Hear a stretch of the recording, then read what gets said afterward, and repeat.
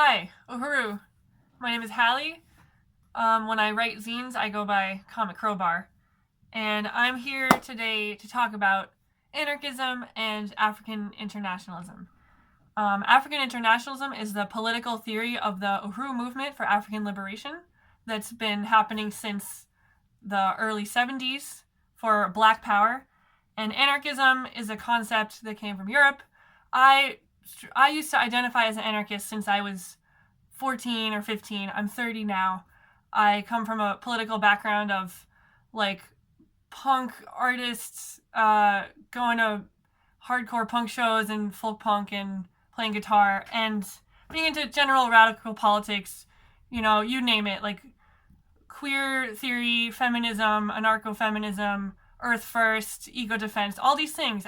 Because I understood from a young age that growing up in the United States, in the Boston area, in the United Snakes, sorry, this occupied turtle island, I saw that oppression is everywhere, and I was against that from a very young age. And so when I discovered anarchism, it seemed like the answer, because it's like, oh, there's the state that is terrible and oppressive and it sucks, and then, oh, there's anarchy, which is against the state. So of course, anarchism. It wasn't until last year, almost a year ago, in January 2013, well, yeah, I heard about the Uhuru Movement, following Gazi Kodzo on Tumblr and Twitter and stuff like that. And I heard about the Uhuru Solidarity Movement, which is a place specifically for white people to join to be in solidarity with African liberation. Through following Ghazi's videos, he mentioned the Solidarity Movement. I was following him for about a year, and then he mentioned the Solidarity Movement, and I just never heard of it. And I think I waited like a couple hours. Like, I saw the video and I thought about it, and I was like, you know what? That's amazing. How did I not hear about the Uhuru Solidarity Movement in all of my years organizing in radical politics, like anti-oppression, all these anti-racist groups? How is this not known? So I'm here to help make it known. I've been a member since January last year, and I wrote this article in the summer called My Journey from Anarchism to African Internationalism, White Solidarity with Black Power. It was posted on the website in August, and I also printed it into a PDF, which you can download. I'll include the link in the video below. The cover is a selfie that I took when I first joined the movement. It's me, in the mirror, and the sign I'm holding up says, I'm paying monthly reparations to African people because I benefit from white supremacy, and I want to dismantle capitalism and the oppression that has been caused by Western imperialism. That was January 2016. So I'm going to read this. That's mostly what this video is about, because I understand that people learn in different ways. I'm a visual learner. I like to see things. Some people like to hear it, so you can download the audio and hear this as you're jogging, getting strong for the revolution, stuff like that. So, but before I read it, I want to just go over a few things. So, I wrote this in August. The next month, I live with 8 other people in like a sort of shared house. My housemate, who strongly identifies as anarchist, he proposed my eviction from our shared housing because I am in the Uhuru Movement. He proposed in a collective house meeting, he wanted to put my repudiation of anarchism as a collective point. And I was like, can we just talk about this after? And he said, no, it's a house issue. And he made this totally vicious attack of me because of my political stance of being a white person in solidarity with Black Power. That is what the Uhuru Solidarity Movement is. And since then, he has banned this is for real, he has banned all members of the African People's Socialist Party and their supporters from ever organizing in this house. So that means I can't, in the Uhuru Solidarity Movement, which was created by the party, and I'll get to that. I cannot organize in my own home. I can't, because of anarchist consensus bullshit, I can't do that. He also banned African People's Socialist Party members and supporters from ever living here as a housemate. And this anarchist This self-identified anarchist also banned members of the party and their supporters, which is an all-black movement, is all black African people in the African People's Socialist Party. He banned them from ever living here. Living here and being in the guest room. So that means I can't have my guests who are in USM, my co-organizers, my comrades. They're not allowed to stay in our public guest room. And we have a house, we have a lot of space, or people or other groups organize out of, there's a lot of like political stuff happening here. This is coming from an anarchist, okay? Someone a movement I used to strongly believe in and identify in, and like was part of anarcho groups and sang anarcho folk punk songs and stuff like that. So this video I'm making here and what I'm going to read, this is for anyone who identifies as an anarchist, who comes from like a punk background, the gutter punks, crusties, all you earth firsters. Like, this is for any like queer feminist, like our scene, you know, our people. Like, I come from that, so I'm addressing y'all, white people specifically the white people in all of these white lefty, anti-racist, whatever groups. If you identify as anarchist, that means you are the same word that this super anti-black housemate I have, you identify with that. But the other alternative is, if you actually want to be in solidarity with black power as a white person, if you want to deal with your whiteness and like deconstruct it, and, you know, if you want to commit national suicide, as we call it, jump off the pedestal of white supremacy and rejoin humanity, so we cannot live at the expense of colonized people. So the screen that you are watching this in has stolen resources from Africa, coltan, okay? It's a mineral harvested from the Congo. The people of Congo did not get paid for their labor. It's slave labor, okay? They didn't get paid for it. So in the Uhuru Solidarity Movement, we organized other white people to get reparations for the stolen resources that you are using in the phone or computer you're using to watch this, that I am using as a white person. Everything about this American culture is built on genocide and enslavement of African people. And me coming from an anarchist background, when I heard this, I was following Ghazi's video since a year before I even heard of the Solidarity Movement for white people. And Ghazi speaks about African Internationalism. That's why his videos are just mind-blowingly amazing, because it's the political theory of African Internationalism. I will explain it more later, okay? And so when I heard there was a place for white people to follow this political path, it was like I just melted. It's like, finally there's an actual way that I can do something and not just like go to a protest or make a banner or chain myself to something or get arrested. Like, I can participate in the dismantling of colonialism, which is what the Uhuru movement is about. It's not an anti-racist movement. It's not black people fighting so that white people can like them better. It's against colonialism. It's anti-colonial. It's anti-imperialist, anti-capitalist, okay? Paying reparations is the most anti-capitalist thing you can do, because you're taking money outside of the state, outside of the white hands of white capitalism. You're taking it and you're giving it back to Africa, okay? Check this shirt, yo, Planet Uhuru. Stolen from Africa. All of these resources and things and people, literal people, were stolen from Africa. So, I'm on a roll here. So, yeah. The Uhuru Solidarity Movement. Let's get clear what I do, what we are. Because a lot of the white left, we are getting constant pushback since the 70s. Literally, since the 70s. All these anti-racist white people are super against the Uhuru movement, because we're actually threatening the state. Because, like, the Uhuru movement wants to, they want to dismantle parasitic capitalism. They want to completely get rid of it. The whole system, all America, all of the Euro, global capitalism situation, they want to get rid of it. And two, the Uhuru movement is fighting for state power in the hands of working class, poor African colonized people, okay? Yes, state power. I said it. Anarchists, okay? Did you hear that? State power, but it's not white power, okay? There's a difference between white power and black power. Some people think that, anarchists think that all power is bad, and they want to not have power, and they want to be collective and non-hierarchical. And there are cases when that works. I don't know anymore.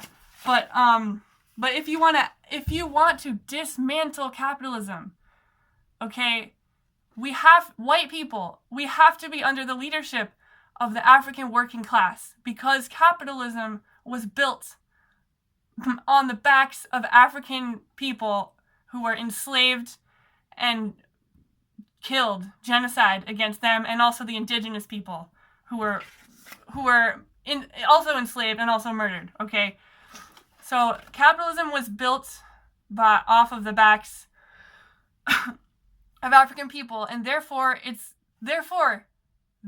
okay, it's going to take those African colonized poor working class people are the solution to overturning the system. Like, they have the answer. They've got it out. And the African People's Socialist Party has been organizing since 1972. It's funny because I'm telling you this as a starter, but I'm actually going to cover it all when I read this. I just get very excited when I talk about what I do. So, to clarify what Uhuru Solidarity does, we have 3 principles of unity. So if you agree with these, you can be a member. You can sign up today. You can start paying reparations today. Okay, 1, we work under the leadership and are accountable to the African People's Socialist Party. Okay, they created us. The African People's Socialist Party is an all African party. It's a political party, and they created this place for white people to be in solidarity with them because they want the liberation of all African people and all colonized people all over the planet. They are against all and every form of oppression. Okay? Every single form of oppression, the African People's Socialist Party is against and is fighting against. Okay? 2, the second principle of USM, Uhuru Solidarity Movement, that we unite with. 2, we agree that African people have the right to lead their own struggle. Period. Okay? African people have a right to lead their own struggle. They don't need white people telling them what to do. They can do it themselves. They know the answer. Okay? 3, we organize in the white community for reparations. That is our job in the Uhuru Solidarity Movement. The party did all the work of writing a political theory. They needed a political theory to address the needs of poor and colonized African working class people. They couldn't use Marxism and Feminism and Anarchism because these things did not speak to African people, because those things came out of the experiences of white people in Europe. Okay, which I'll get to in my article. So, you know what? I'm just gonna start reading this. Okay. So, all right. My journey from anarchism to Uhuru Solidarity, Chapter 1. As someone who has self-identified as anarchist for the last 14 years, I was mad when I found out about Uhuru Solidarity Movement. I was mad because I had never heard of it before. In all my years of reading up on radical politics, queer feminist literature, and anti-racism blogs, I had never heard of such a powerful overturning force as the Uhuru Movement for African liberation, led by the African People's Socialist Party, since the APSP, since 1972. How does something that has existed for over 40 years not show up on my metaphorical dashboard of life? Ever, okay? But, yeah, thanks to Gazi Kodzo, who I will include the link to his YouTube below. He showed up on my Tumblr, and that's how I heard about it. And in particular, his video with Jesse Neville, who's the president of the Uhuru Solidarity Movement, is called So About Macklemore's song White Privilege, and the link is below. Okay, that video is what I first heard, and it changed how I thought about the world. Please watch it. Okay, so included in this, I kind of went over this. Let's see. Yeah, there's nothing more anti-capitalist one can do as a white person than to pay reparations for slavery. It is a stance in solidarity with African and Black liberation when I honestly acknowledge to myself that everything I have, all of the wealth, access to resources, and art school education, I studied illustration in a nice school, my so-called privilege to not get murdered by cops day to day. None of my family is in prison. Like, I had a good life. I have a good life here.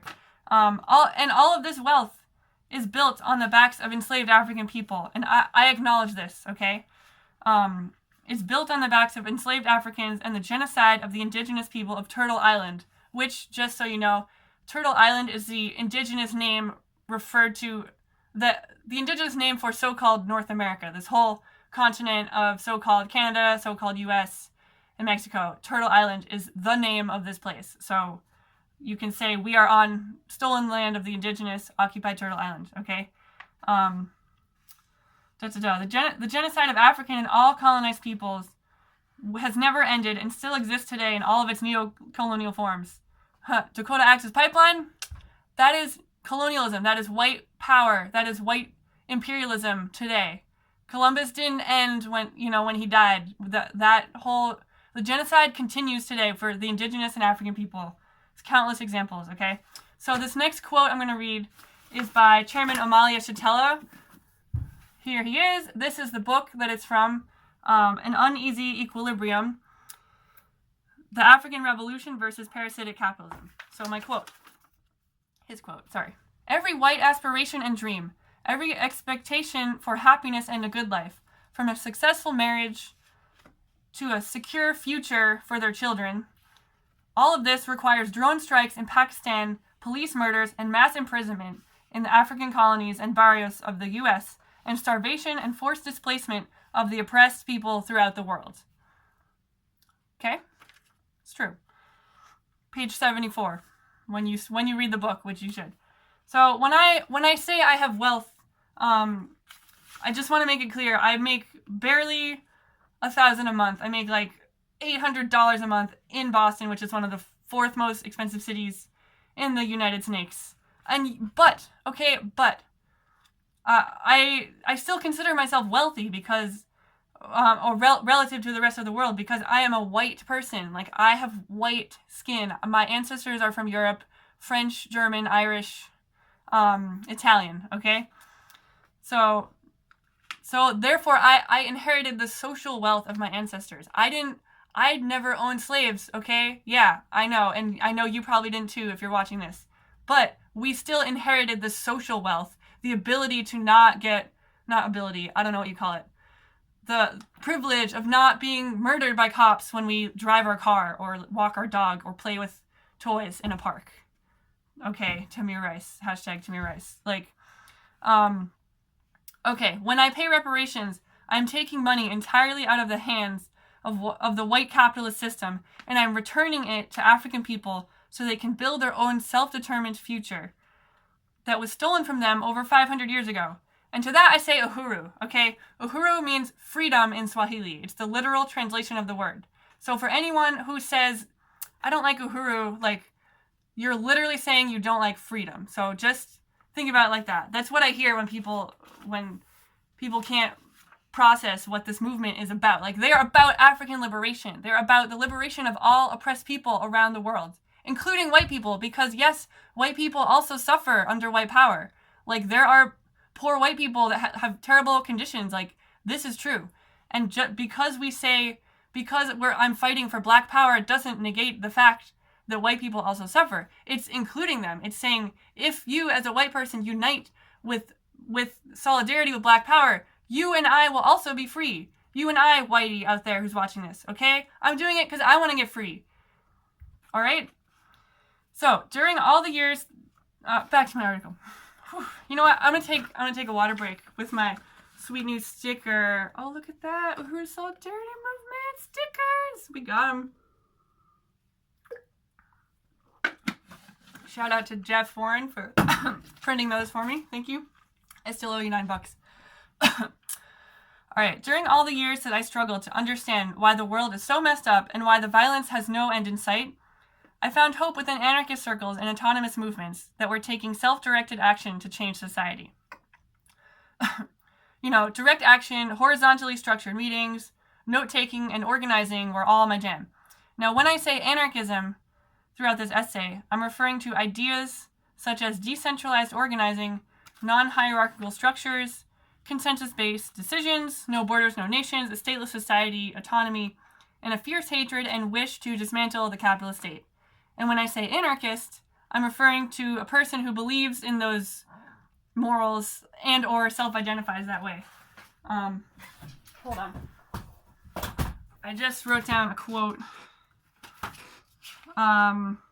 Another definition of anarchism is it's a political and ideological opposition of any exertion of state power. Okay. Is another thing. So, back to the article. Discovering zine, after I discovered zines, this is a zine. A zine is like a self-published magazine. I'm really into that. After discovering zines and different anarchist newspapers as a teenager, Crime Think, anyone? Yeah. I found them when I was like 15 and it like blew my mind. Also being encouraged as a free thinker and empowered by do-it-yourself philosophy / doocracy type groups and spaces. All of these things paved the way for me in life to be a strong, confident, outspoken woman who does not compromise my morals. Uhuru, right? These things shaped me in ways that I could never imagine without it. And I'm grateful for each step of my journey that's gotten me to where I am politically today. Okay? But I needed all those things to be the person I am today. I'm not saying, those things are me now. So everything is connected. Anyway. I hate the violence of the U.S. empire so deeply, and I want to see it stop at all costs. At all costs, okay? I want to see it stop. I'm sick of these bombs done in my name, okay? For me, finding anarchism seemed like the end-all answer to stopping capitalism and oppression. That is, until I discovered African internationalism and my role in it as a white person, and then my world changed. Okay, I recently had a reflection about the common anarchist phrase, "No one is free until we all are free," which was a sticker on my water bottle until I put this one over it. It had a circle A and a human fist animal paw together in solidarity symbol on the same sticker too. I still believe this is true because I know that I could never fully enjoy my life while other people are being tortured in prison and murdered in the street and freezing from homelessness and tons of other kinds of oppression. But I see this phrase now as unfinished. It has invisible words that are hidden by whiteness. Because really, who are the exact kinds of people being tortured in prison and murdered in the street and freezing from homelessness? It is the African people of the world and all colonized peoples everywhere of which this all refers to. So, from the perspective of African internationalism, this phrase would be edited to be a little more concise, to say, no one is free until African people are free. Now, I think this is similar to the comparison between all lives matter and versus Black Lives Matter. Because before all lives can matter, Black lives have to matter. And before Black lives can matter, Black power has to matter. Okay? Before Black lives can matter, Black power has to matter so they can be able to live the lives that they want to. You need power to, you need that power. And the Uhuru Movement is about Black power. Okay? Chapter 2. The problem is colonialism. Reading it here.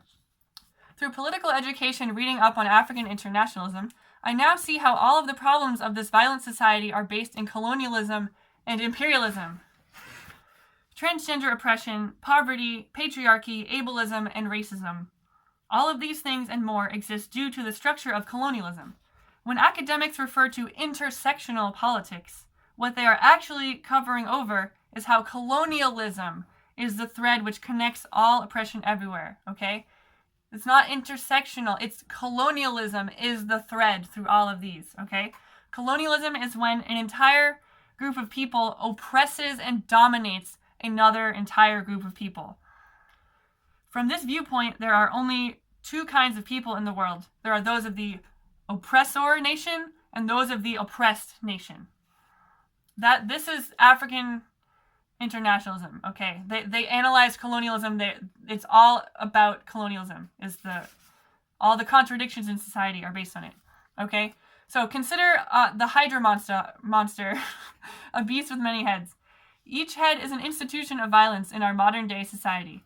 The rape culture, the endless war and military occupation, the police genocide against Africans, the fracking industry of ecocide and climate chaos. Colonialism is the connecting body of this Hydra, the true belly of the beast that we need to organize against, okay? Colonialism, we need to fight it at the root.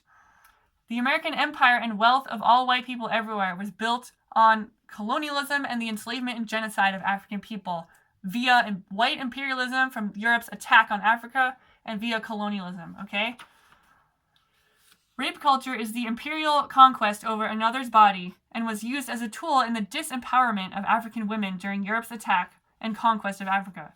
The oil and gas industries of today are the neo-colonial faces of 2016, extracting billions of dollars in stolen resources from this occupied indigenous land and elsewhere in the world.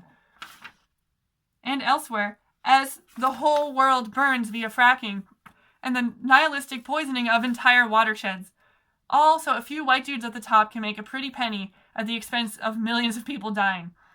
Fracking and resource extraction is the same colonial story of rape of a woman every 2 minutes a day in this country, and the enslavement of African people, which was the founding of capitalism. The selling of rape-bred African babies was the first stock on the stock market. Okay, African women and men were put in pens, force raped, so African women had a human fetus baby, okay? That child was snatched away from her by white people, by my ancestors, by your ancestors, white person out there, okay? Her baby was stolen from her and sold on the market. White people bought and paid for these African babies, and that was the first, currency, that was the first, capital wealth stock, okay? This is why white people are rich and African people are poor, because white people stole their bodies out of their, organs, out of their living flesh, tissue, blood baby that they gave birth to, and put a price tag on it and sold it, and they were enslaved for their whole life, okay? This is what America is built on, okay? This is the reality. This is the primitive accumulation that Marx speaks of, but which he misunderstood. Okay, this is the history of capitalism, which has always been parasitic. Capitalism has always been parasitic. There's never been a time in history where capitalism was good and people benefited and got out of poverty. Maybe white people can go from lower class to middle class and get college education and get the capitalist dream. That's for white people. That's not the reality for colonized people, okay? Capitalism is parasitic. It's like a mosquito sucking the blood out of them. That's what we mean when we say parasite in the Uhuru Movement, okay? Or a leech. So, chapter 3. How we doing out there? We good? Do you want to let's take a break, okay? Let's take a 3-second. I'm going real fast here. I like it. This is my first video. I just got this new smartphone with stolen resources. I kind of like this video thing, okay? So, chapter 3. I hope you're following me. African Internationalism. African Internationalism offers a solution to end this colonial violence and parasitic capitalism that is wreaking havoc across the world. The political theory of African Internationalism was coined by Chairman Omali Yeshitela in 1979 and is based on the fact that the material conditions of African black people face today all have a historical context which stems from colonialism and imperialism. It is the political theory of the African working class in Africa, in the US, and wherever Africans are in the world who have been forcibly dispersed around the world via the slave trade and via colonialism and imperialism, okay? It is the theory necessary to reunite and liberate Africa and African people everywhere. So, yeah, some people think the Uhuru Movement and African Internationalism is only US based because I don't know why they think that, but it's an international movement. There's chapters around the world in Africa and Europe and the US. There's members all across the planet. Okay, so they want total liberation and to unite and liberate Africa and African people everywhere around the world. Doesn't matter where they're living. So the two main points of African internationalism are 1, to dismantle parasitic capitalism, and 2, build state power for a unified African nation. It is only with state power could Africa ever legitimately defend itself against the greedy hands of white people who to this day continue to steal resources from its rich soil and drone bomb millions who must flee as refugees on their own planet. Okay? So state power, in the hands of the poor African working class people. This is not I'm not talking about capitalist white power, state power, okay? There's a line. It's a different thing. It's not the same state power. That's why it's so revolutionary, okay? And this is why, historically, anarchists have never united with Uhuru Movement, because any times in history when African people or colonized people actually, overthrew their oppressor and, got some kind of power to, live their own lives, the anarchists were like, no, it's bad, put the power away, you don't need it. And then the oppressor came right back up and oppressed them. Okay, so we need to stop that. Anarchists need to stop getting in the way of colonized people liberating themselves. We need to stop, and we need to work under their leadership, to be in solidarity, to be in solidarity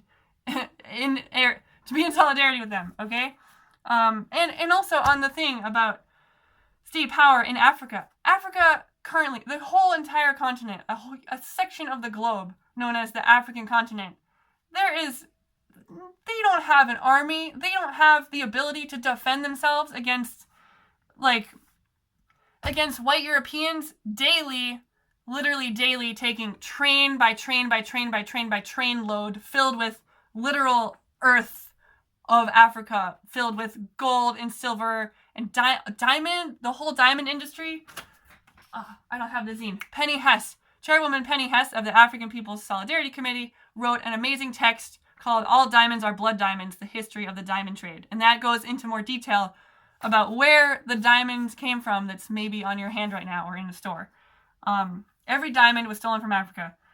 Where was I? Yeah, state power. So I'm gonna keep reading this and then maybe I'll cover it in here. So the African People's Socialist Party is striving for state power to build a unified African nation, in the same way that Palestine is striving to have state power and be a self-determined nation of people without colonizers like the Israeli military who's occupying and murdering them. Okay?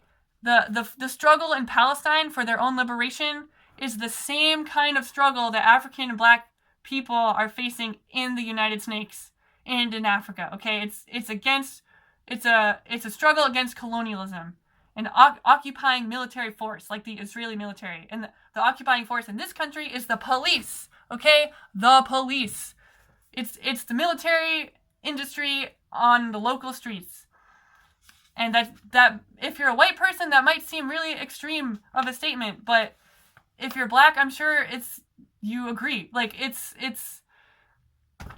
We live in a police society, a police state, okay? And the police have always been that way, because did you know the name of the first police force, okay, in the United States was called the Runaway Slave Patrol.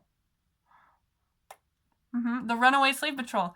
And some people say, well, what's the point of that? They're not doing that anymore. They are still doing that, okay? Every time they murder African people in the street, they're literally doing their job. They are catching the runaway slaves, the African people trying to be free. The police are still doing their job as the Runaway Slave Patrol, okay? So it's important to know this history, because it helps to explain why things are the way they are, okay? Everything has a reason. America didn't just come out of nowhere. Everything we have in this society and how things are and why Trump is president, all of this has a reason. Okay. Woo. Chairman Omali Yeshitela. Is this a good video? This is my first time, okay? I think it's okay. Uhuru. Yeah.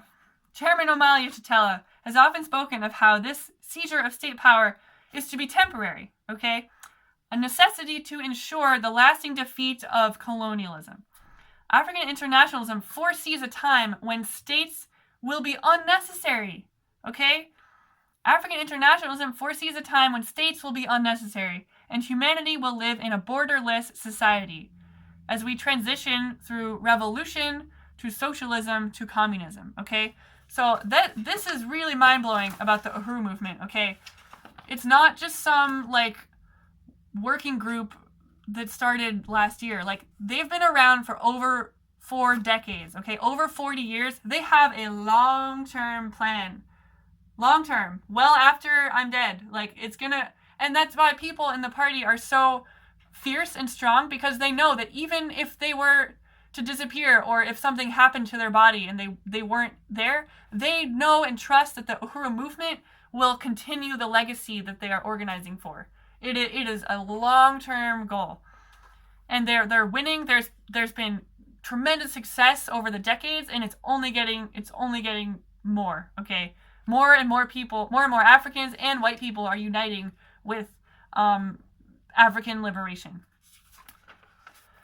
So, African internationalism. It is not Pan-Africanism, and it is not Black Lives Matter. Okay? It is something different. It is neither of those things. It is a truly revolutionary vision and a plan of action to permanently overturn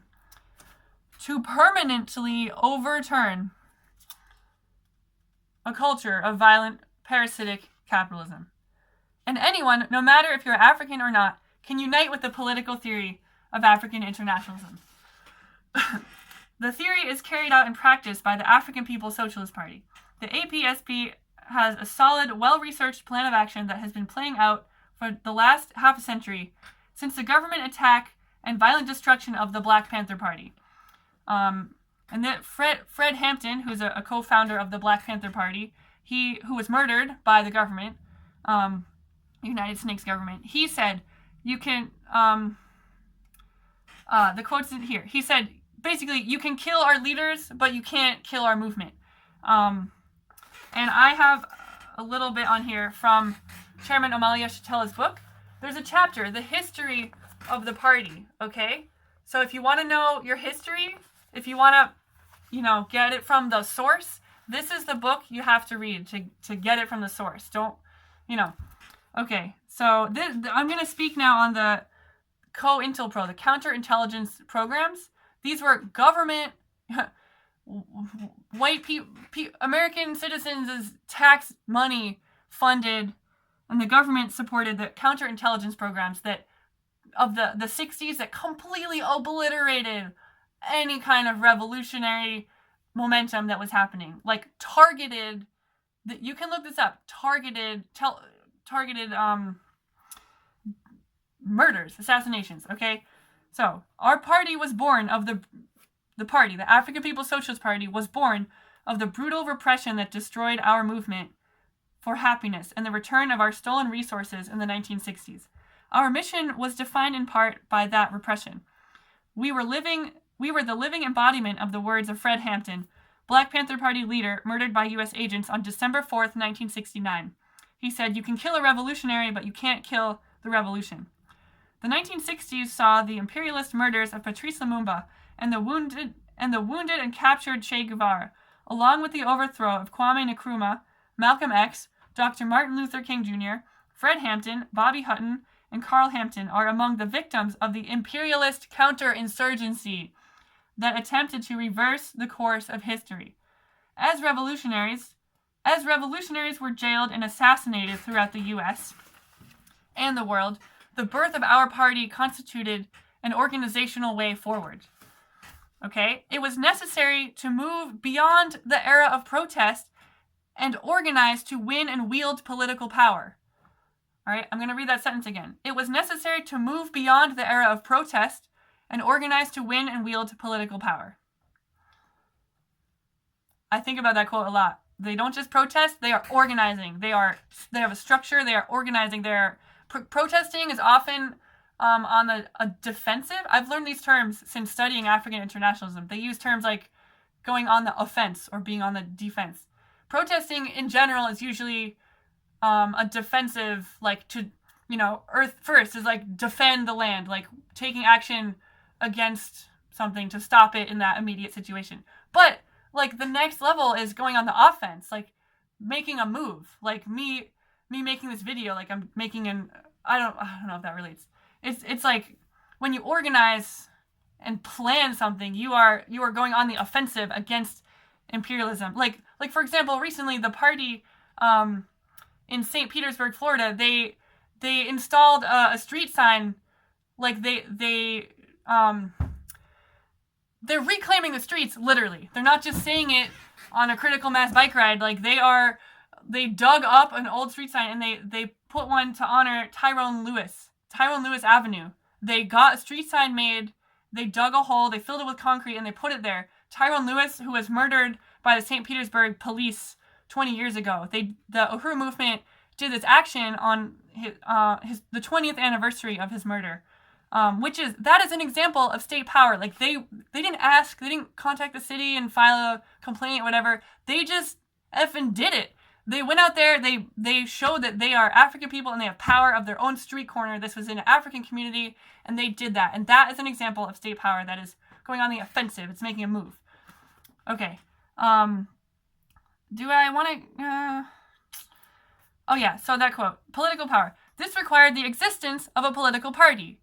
Okay, if you want to organize to win political power, you need a political party. Like, if you can't be a revolutionary without a revolutionary movement behind you. You're just a person who thinks radical thoughts. You need a structure. You need an organization. You need a party. Okay, and sometimes, like, when maybe you're turned off by the term political party because you think of like the Democratic Party or the Republican Party or like Rainbow Party. Like, yes, those are political parties, but the African People's Socialist Party is not those guys, okay? They are a black power movement. The founding of our party was an explicit statement of our recognition that we were not fighting for just any kind of power, but revolutionary power in the hands of a revolutionary class, the African working class, okay? So, back to my article here. We're hitting 41 minutes so far. That's great. I'm only on page 9. I was talking about COINTELPRO.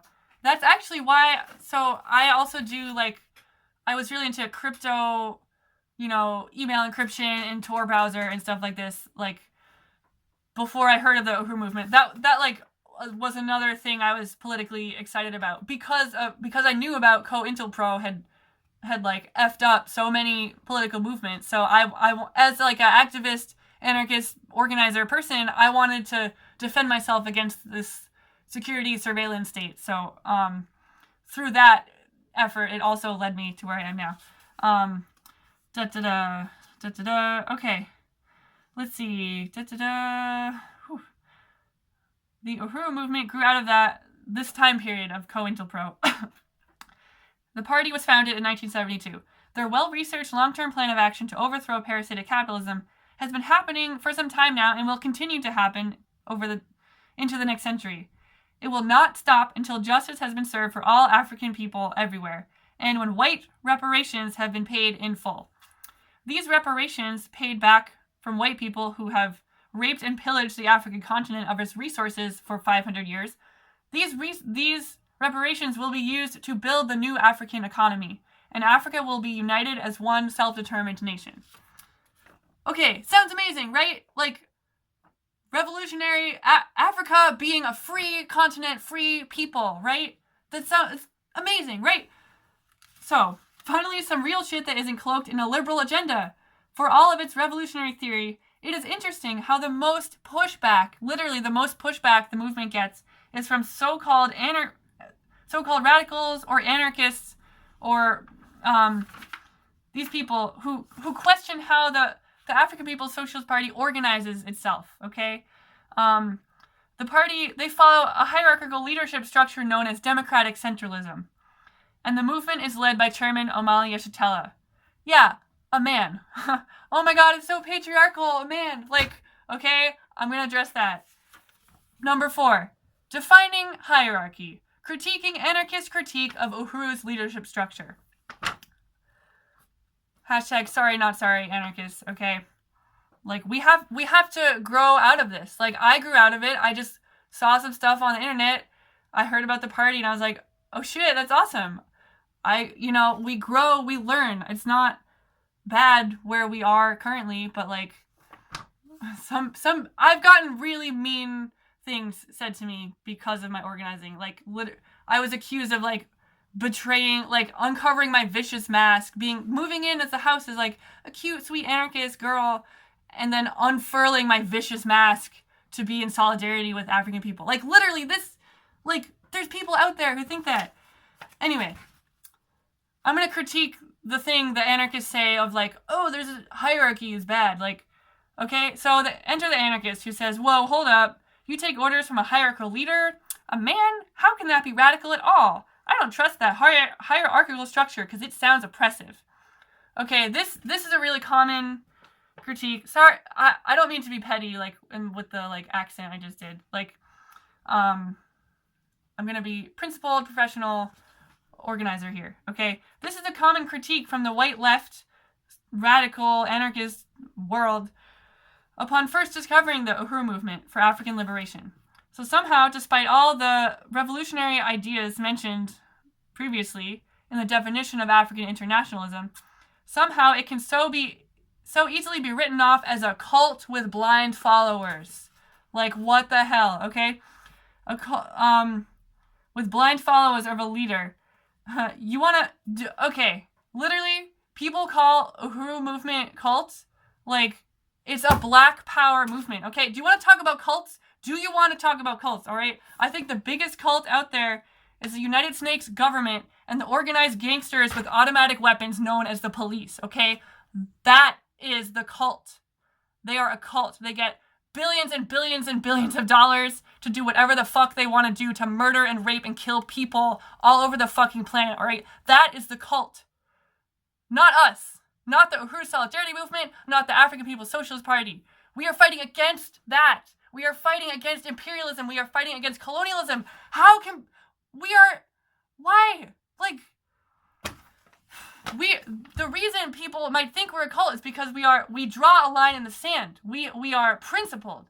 We don't sway, and we're not about making friends. I mean, you gain comrades and friends in the movement, but that's not your primary goal. Like, when you join, your primary goal is to overturn capitalism, to stop imperialism, to stop the fucking military-industrial complex. That is why I'm in this movement. It's not a cult, okay? But I unite 100% with African internationalism, and I am unwilling to change that for anyone or anything, okay? And maybe that principled stance scares people. I think that's why people, like, give me the evil eye or, like, get awkward when I talk about what I do. Like, anarchists get awkward when I talk about Uhuru Solidarity Movement. Like, come on, y'all. I'm fighting for black power. Anyway, the police is the cult, not the Uhuru Movement. And people have literally, like, people in the Solidarity Movement have literally been tortured. Like, her parents thought it was a cult, and she, her parents hired someone and captured her to a hotel room for 2 weeks where she was tortured and chained to a bed because of people calling it a cult. Okay, so every time you call the Uhuru Movement a cult, that's a potential for someone like me or someone in the party to be tortured and chained to a bed and try to be unbrainwashed. Like, that's what it fucking does. So the cops are the cult, not the Black Power movement trying to overturn the cops. Okay? Got it? All right, Uhuru. In the African People's Socialist Party, African people have chosen, okay, using their own self-determined minds, African people, black people, have chosen via their own minds to exist as they wish, to organize as they wish, to organize themselves in this way that suits their needs for liberation, okay? So for white radicals, for white liberal, lefty, anarchist people, whatever you want to call them, for white people to critique this structure and say, oh, it sounds oppressive, like, or they're not non-hierarchical, that's not good. Like, for white people to say that has really fucked up tones of white-centric entitlement that all radical/revolutionary organizing be done in one particular way, like, in parentheses, non-hierarchical and consensus-based, okay? Or lest it be invalidated as not being legit, okay? Like, what the fuck? Black people can do whatever the fuck they want. Why white people have no business commenting on how they choose to organize themselves for their own liberation? Like, that is white-centric bullshit, and you need to deconstruct that now, all right? There also seems to be confusion around what the definition of hierarchy means. So let me break it down for you. Let's break it down, all right? We have to remember that hierarchy in itself does not equate with oppression. Hierarchy does not automatically equate with power over and dominance. It is only under capitalism that hierarchy has always meant oppression, okay? Under capitalism, hierarchy means oppression. Such as, in capitalism, hierarchy has played out with, bosses telling you what to do, men telling women how to exist, etc., okay? This is why anarchist circles have chosen to function flat, as an alternative against how mainstream society organizes. This kind of anarchist, non-hierarchical organizing, in theory, functions to help empower everyone to make decisions for themselves and to include everyone in the process. The idea behind this decentralized structure is so that no one person has power over another. Okay? But we know that there's flaws in this system. For example, my housemate pulled the consensus card saying, I block, we have to, agree together on what kind of groups meet in our house. So because he's a white nationalist, racist person, and he feels uncomfortable by the party, he pulled a consensus card. He pulled a block, and he said, no, you can't do that here because it's not consensus, because my feelings are hurt. So, no, fuck consensus, fuck anarchy. That's not, that, I am experiencing repression in my literal own house for the political stance I have on being in solidarity with African people. Okay, repression in the so-called anarchist liberal, in the so-called, lefty anarchist house. Fuck, what the fuck? Do people not, see the contradiction? Okay. I was really mad at first, and then I calmed down, but shit's happened recently. I'm just mad again, and this is my, going on the offensive, alright? So, anyway, let's pretend I didn't, let's go back. So, anarchist groups are a response to, oppressive capitalism. Okay, we're going there. So that's why anarchist groups organize, decentralized. So I can almost understand why lefties and radicals and anarchists would at first be skeptical of such a liberation movement as Uhuru, which organizes itself via a hierarchical structure. Okay, I say almost here because the other part of me is thinking, just let African folks organize however the fuck they want to, and who is anyone to tell them otherwise? Who are you to tell them that they can't organize? Okay, sometimes people attack me or us in the Uhuru Solidarity Movement. They have these things to say about us, but we are an extension of the party. They created us. So if anyone out there, any white lefty liberals, if you have problems with what we do, talk to the party. Call up the chairman to express him your concerns, and I'm sure he will give you an answer. Okay. That's why the Solidarity Movement, we can't personally address when I don't know, when groups try to, it's we talk to the party if you have problems with us or whatever. Anyway, I lost my train of thought there. I'm addressing this article to address the skepticism some folks have around this leadership structure and clear the fog. Still, I find it misinformed to judge an entire movement based on solely how it organizes. What is that? Okay? To judge it without a single eyelash bat, I love that phrase, and what the political theory of African internationalism is all about. Okay, that's like saying that a book is dumb or stupid because the paper it's printed on feels funny without having read the book. Because the organizing structure, it's the paper pages of a book. It's the structure, it's the vehicle of which the theory sits on so that it can go. So to just critique how the paper feels, you're not actually you haven't even looked at what the movement is about. You're just saying, oh well, it's so white entitlement. It is so white centric. It is so fucking white centric. Just stop it, okay? We have been so entrenched in this capitalist system that we forget it's even possible to have a top-down hierarchy structure that is not oppressive, okay? We don't even think it's possible in the current capitalist system because everything in our world is capitalism, is oppression, okay? But that's not that's not the whole world. That's just this system. Like, there's more that exists, okay? Yeah, we don't see any mainstream examples of how it could work.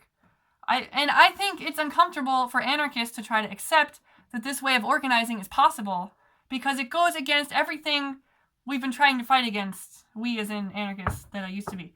But you know what? Getting uncomfortable is how we grow and expand our minds. So I would just say chew on it for a while. If what I'm saying is making you upset, if you are freaking out right now and super pissed and if you've already made a hate comment in the YouTube comments, you can say whatever you want, but like, before you make your hate comments, I want you to read this book and then make your comment, okay? Because these are the sources that we study. This is African Internationalism, okay? So once you read these, then you can say whatever shit you want, because at least you'll be a little more educated on African Internationalism. All right. I'm going on all these tangents. All right. So, oh yeah.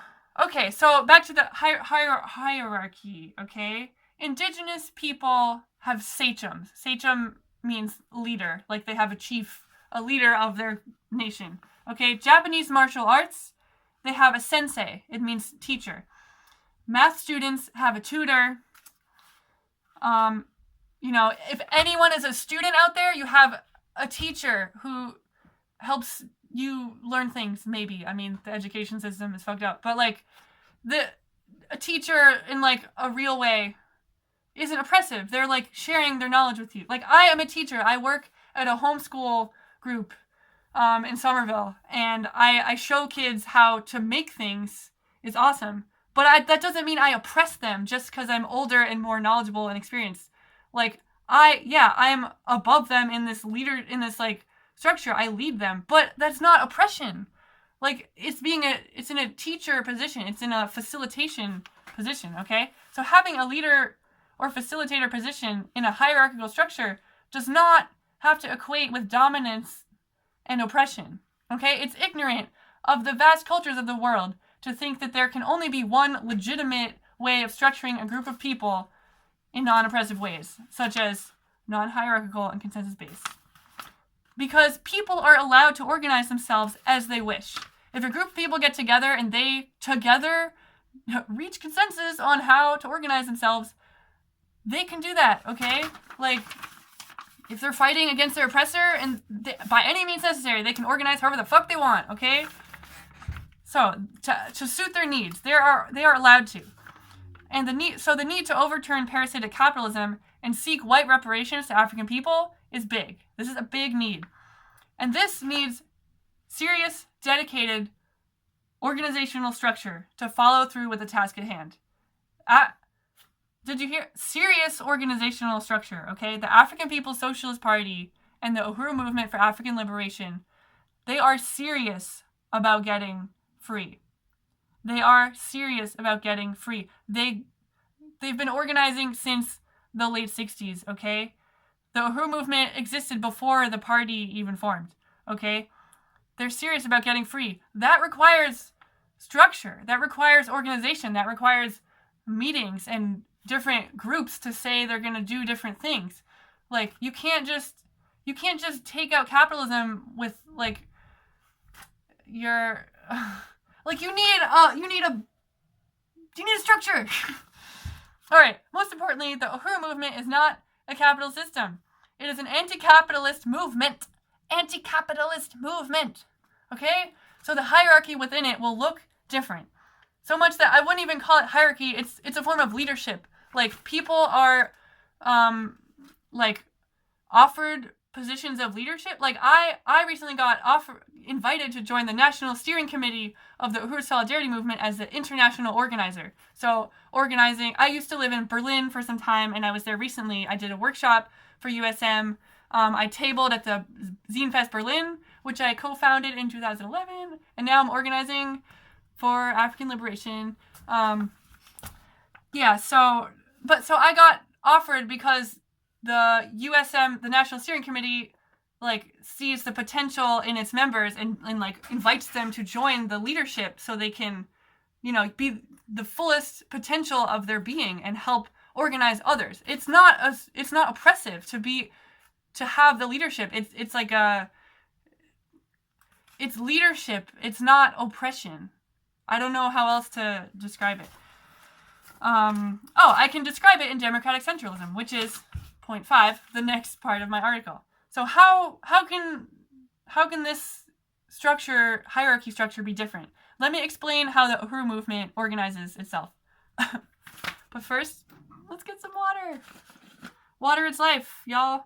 Mene Wachoni. Yesterday, us in USM Boston went to the Indigenous National Day of Mourning in so-called Plymouth, Mass. There was maybe over 1,000 people there. It was really powerful. And I learned that phrase, Mene Wachoni. Water is life. Drink some water. Why don't you get some water? Okay. So, the African People's Socialist Party follows the organizing structure known as democratic centralism. I will include the link to that below. There's a talk by the chairman, Omalia Shatella, where he explains it. Also, everything in the party, they're super awesome at documenting their presentations. But Burning Spear Media, they document all of their talks. So they're all about educating each other. So anyway, so much to say. In practice, democratic centralism is democracy with centralized leadership. It is a democratic process that is led centrally by representatives who are selected by the membership to carry out the will of the members. So at first, maybe you're freaking out right now because the words I just used sounds like what the American government does. Voting elected leaders, chosen representatives. It's a similar language to like the current system, but so I can maybe understand why someone would want to reject this entirely because it's the same vocabulary words used in how the United States government organizes, which is oppressive and full of lies, okay? But the difference, there's a difference, okay? The difference is that actual democratic centralism is worlds apart from the capitalist bourgeois democracy that we know of, which is the voting system, voting for president, all that in the United States. That is bourgeois democracy. That is not democratic centralism. The current United States government voting system, like put your paper in a bucket every 4 years, like that's bourgeois capitalist democracy, which in reality is a shell for the dictatorship of the ruling class. Like nobody could vote and they would still have a president. Like I didn't vote. Like I'm not voting. Is white power versus white power, like in the election this year and every year. Like, and yeah, even Obama is white power. He's white power and blackface. That's called neo-colonialism. All right. Anyway, in democratic centralism, there is clear leadership, overview, study sessions, agendas sent out early in advance. Okay, everything has a coordinator. It involves criticism and self-criticism, just like the Women's Army of the Rojava Revolution, which I'll include a link to the text about their critiquing each other in the movement. So they can, like, we could use criticism and self-criticism. What that means is that because our main objective is, like, to organize for the liberation of African people, and in USM it's the same, but also, so being able to handle criticism in a political way, this is essential to being in Uhuru Solidarity Movement and the African People's Socialist Party. In the Uhuru Movement, we take our work seriously. Therefore, if we fuck up or like do something out of line that we didn't know, like of course people make mistakes, or like, you've never done an action before and so they do it and then they'll come back later and talk about it and say, oh, what could we do better? What didn't work? Like it's a constantly self-reflection, which is why it's so beautiful, because they're so conscious of people are so conscious of their actions and what they do because they're able and willing to receive criticism. And it's not a personal attack, like I sent the wrong email to the wrong person and I got a phone call 5 seconds later, like, you shouldn't have done that. And I was like, oh shit, sorry. And like, it's fine. It's criticism. Like, now I know in the future not to do those things. Or else you'd continue to be messing up if no one told you. Like, it can be painful to, like, realize the ways in which you are oppressive. As a white person, I went through that process. Like, people told me, I've had my good, dear friends tell me I was racist. I'd, like, do dumb things. Like, I didn't know, when my friend first told me about class, and I was like, yeah, I come from a middle class, like, white suburb of Boston, and I can say that now and not be personally offended, because I've, like, learned stuff. Because of self-criticism, and anyway, is this okay? Is this video good? Anyway, democratic centralism. Oh yeah, it's leadership, overview, study, agenda in advance. It's not simply following a leader blindly. Like, just because there's someone that everyone likes and thinks and, like, is full of wisdom, just because we listen to that person doesn't mean that we are, like incapable of using critical thought. And okay, there's always discussion. There's constant discussion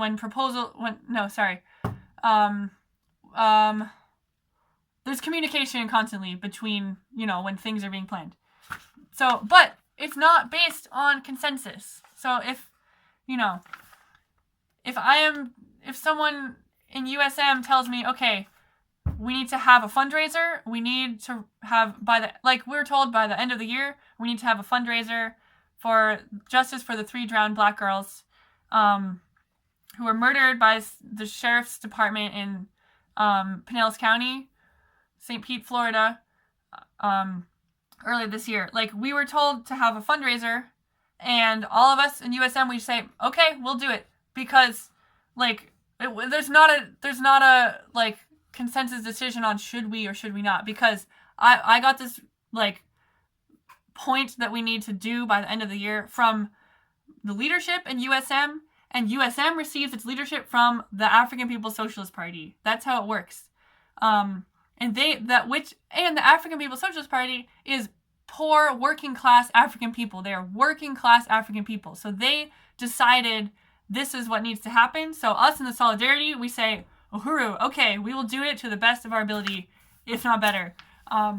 Okay? Because, and this is because, so it's not based, the Uhuru movement is not based on consensus, because, this is really essential, because everyone has agreed already the revolution is the goal, and there must be complete unity of all members to get there. So it's kind of like your first consensus meeting is when you sign up for USM, or when if you're African, if you join the party, because that it's like you can choose to be in it or not. So when you join, you are, like, uniting yourself fully with the direction of the African People's Socialist Party for the liberation of African people, the liberation of black people around the world, okay? For African people to get their resources back that were stolen from them, okay? Literally taken at gunpoint, their piles of hands from the diamond trade.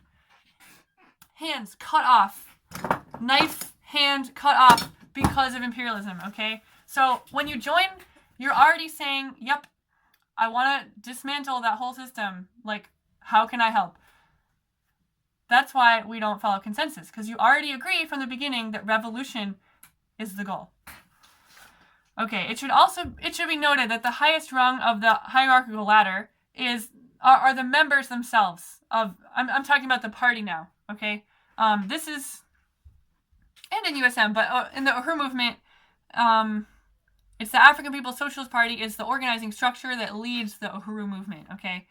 And this is truly all power in the hands of the people, because every 5 years, the African People's Socialist Party has a party congress. Every year they have a plenary where they give reports on the different divisions of the party. And every 5 years they have a congress, which is the highest meeting body, okay? During this process, the entire membership takes control of the party. Every individual member of the African People's Socialist Party, this is their time to blossom and take control and leadership of where the whole movement is going. Okay, every one of them has power. So that's why even, the chairman, Omali Yeshitela, he's the leader of the Uhuru Movement, but technically above him are all the individual members who decide what the political report is. This is the book, this is the documentation of their, the 6th Congress in 2013, I think, in December. So this is like, I'm still reading it now. It's like the direction of where the party should go, what should they be working on. So the individual members like inform him, and then he writes the summary of it. Is my understanding so far. So yeah, everybody votes on the political report, which was given out months in advance and allowed room for every member to comment and edit. This is all, and the Congress is also when all of the National Central Committee of the party is voted on, including the chairman himself. So the Congress is democratic centralism in action. It is a breathing, living process of democratic centralism. I hope to go to the next one in a few years. Okay, to quote a fellow comrade and member of Uhuru Solidarity, democratic centralism is an incredible way that the party organizes, then unleashes the genius of the African working class and allows each individual to flower. It is not just a top-down structure of leader says this, follower says okay. It is a vibrant process where every individual is called upon to the whole, to take responsibility to everything you are assigned to. It can't work if it's just one leader and a bunch of drones. It has to be a living, dynamic process. So that's the party. That's democratic centralism. All right. So now, I'm probably going to piss off some people here, but you know what? Don't care, because my heart is in for the liberation of African people and end of the United States Empire. So I'm going to do whatever it takes, okay? My next chapter is called Why is Anarchism So White? Okay? Why is anarchism so white? Okay? Let's not forget that the Wikipedia page for anarchism is filled with pictures of old, white, cisgendered men and was a concept founded in white European society to answer problems of the white working class in Europe. Okay? Anarchism was a response to the situation in Europe, the capitalist oppressive situation in Europe. Europeans, poor white working class Europeans responded to that and created anarchism. It came out of Europe. It literally came out of Europe. Okay? That's a fact. You can look it up. And Europe has white people. Came out of the experience of white people. Okay? Now, anarchism, I'm serious when I say this. Anarchism has failed the African and Black community because it was not designed by them or for them. Okay? Anarchism was not created with African people or African liberation in mind. It was created for the white working class to be free. But, the white working class people, in the mills, in the looms, they're using the cotton that was created by slave labor, by Africans. So where the fuck are they in the picture? They're not even, the Communist Manifesto doesn't even mention slavery.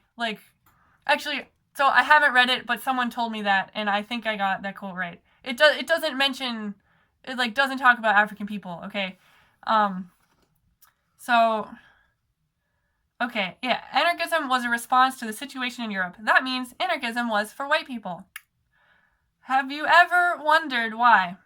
Okay, I'm talking to y'all out there. Y'all, all you Circle A's out there, all right? Have you ever wondered why so many anarchist or radical events or camps, concerts, reading groups, meetings, whatever, why are they so white dominated? Or have you ever wondered why white middle class backgrounds are the most common identity in the scene, in the whole anarchist network, whatever? Have you ever wondered this? Because I have. It's weird, to say the least, okay? Because for such a universal theory, supposedly, you would think that more identities would be into it and would be represented. If it's if anarchism was really genuinely for the liberation of all, why aren't all people represented at our anarchist meetings? Where, there's always the situation of we need more people of color at our we need more representation at our meetings, or like trying to get tokenized people. Like that's always been a thing in anarchist groups, is like how to be more diverse. But you can't fix it from it's like backwards, because you can't, it can't be reformed. You just have to like do African internationalism, okay? Yeah, so I used to wonder this, like as a teenage punk going to like hardcore punk anarchist whatever concerts and shows, I would wonder, why are there no black people at the punk shows I would go to? Also sort of related, why was I the only girl in the mosh pit? Like, I don't know, until I realized, wow, they're super fucking violent. I actually don't like this anymore. I had that realization. But as far as like no black kids at these punk anarchy shows, or like reading groups or stuff like that, like when I was a teenager, I could never put my finger on why I felt weird at the near 100% white audience, and where this disconnect came from that made this happen. Like, why? You know, you're young, you ask why is this happening? Why are there no African or black people in anarchist camps? Like, why isn't it majority black? Why is it always majority white? Like, there's gotta be a reason, right? Okay? Next paragraph. Turns out there is a long historical reason for that disconnect.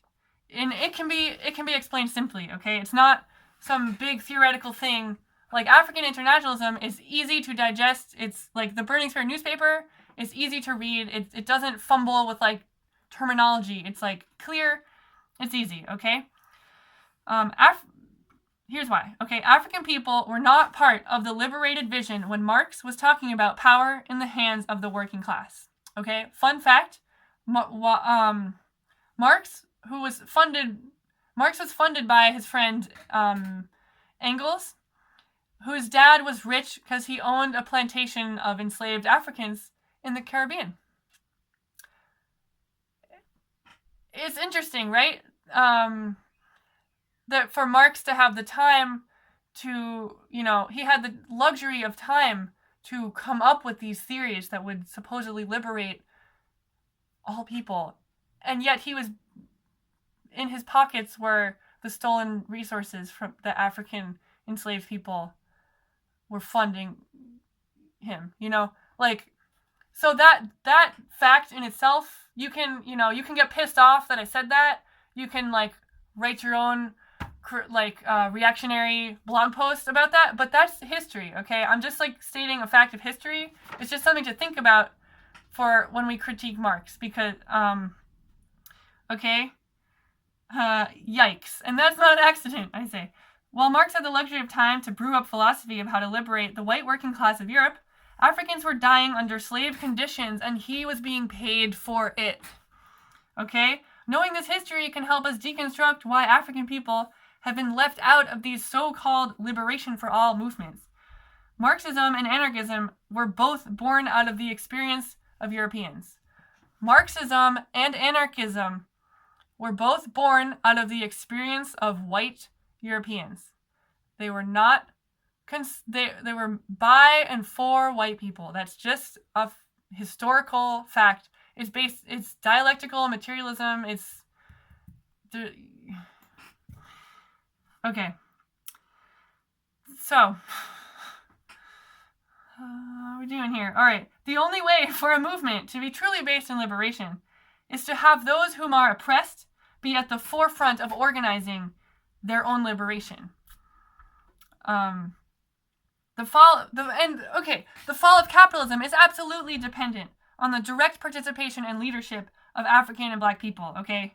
I use African/black, like in the party, they call themselves African people, but I know this audience maybe has never heard all African people. Like, usually you would hear black or African American to call African people, but they see themselves as a nation of African people. They're not because they see that race is a made-up concept. It's made up by white people, like the black race. They're not a race. They are a nation of people from the continent of Africa. And when they were forced onto the slave ships in Africa, they were Africans. And when they got off the boat on Turtle Island, they were still African. And the babies they had were still African, and their babies and babies. So that's why the people in the party call themselves African. It is an African liberation movement, okay? But in the text, I use it it's like, I'm trying to speak to everyone here, okay? So, okay, here's another quote from this fabulous text right here, okay? By the chairman. He says, "We, African people, we recognize that capitalism has always rested and depended on a parasitic foundation. As a part of the primitive accumulation that Marx spoke of as a function of capitalist development, we are key to capitalism's destruction." Okay? He says, we, as in African people, are key to capitalism's destruction. Uhuru! Like, it's true.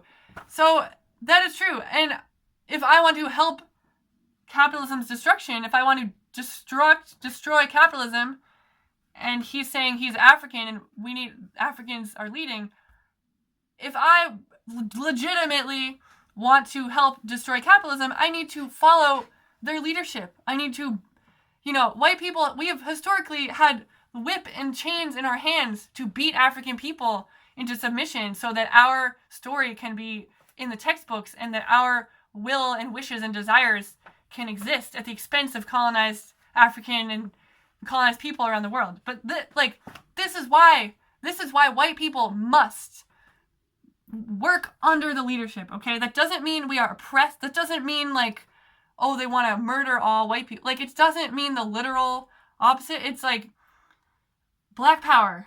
We live in a white power world. Everything is just inherently white power, whether you see it or not. It just is.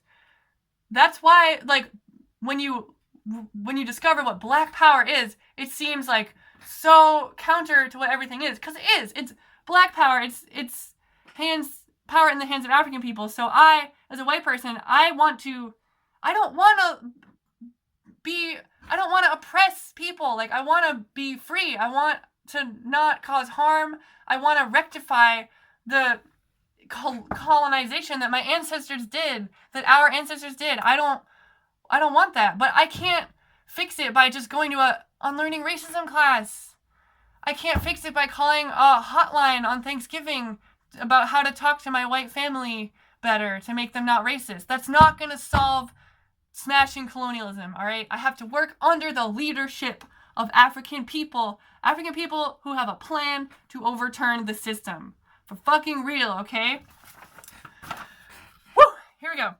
So, if you claim to be anti-capitalist, join the anti-capitalist liberation movement being led by African people for their own liberation, okay? We, white people, can stand in solidarity with their efforts, which will free us all, okay? Because yes, white people we also suffer under white power, okay? Vastly different, that doesn't mean it's the same kind of oppression, but there are, poor white people and loans for the rest of your life and shitty conditions. So if you want that not to suck, if you want to be free from that, joining African Revolution, being in solidarity with African Revolution will solve that, because when colonialism is dealt with and Dunzo, everything else will fall. When you cut the roots, when you get at the roots, all the leaves will die. The leaves will fall. There will be no tree. There will be no capitalist, colonialist, imperialist tree anymore. And I love trees, okay? But not that one. Alright. So, okay, another group I might piss off right now. Feminists, okay? In a similar way to anarchism, feminism has also failed the African community, has failed African women. Because it was founded by white Victorian bourgeois women, whose agenda for liberation was not concerned with the very particular oppression that African and black women face, okay? So, in my article here, I have some hyperlinks. I'll just say 7 and 8. Feminism has failed African black people. It's a video where Ghazi is interviewing 2 women of the African People's Socialist Party in Sweden about and with Yejide. It's the African National Women's Organization. They are a part of the African People's Socialist Party, and they are fighting very specifically for the freedom of African women, for the liberation of African women. Links are below. Okay. Yeah, so the feminism, okay? The feminist movement of the civil rights era had a big gaping hole that did not include the liberation of African women. Like, it was about white women getting equal power as the white man. Like, it wasn't about overturning the fucking whole system of oppression. It was like, here's white power man, and I'm oppressed woman down here. I want more working hours, or I want to wear pants like the man can. Like, it was about equality. It wasn't about overturning, like, colonial, like, also, like, patriarchy. A lot of because feminism puts patriarchy as the center of all oppression.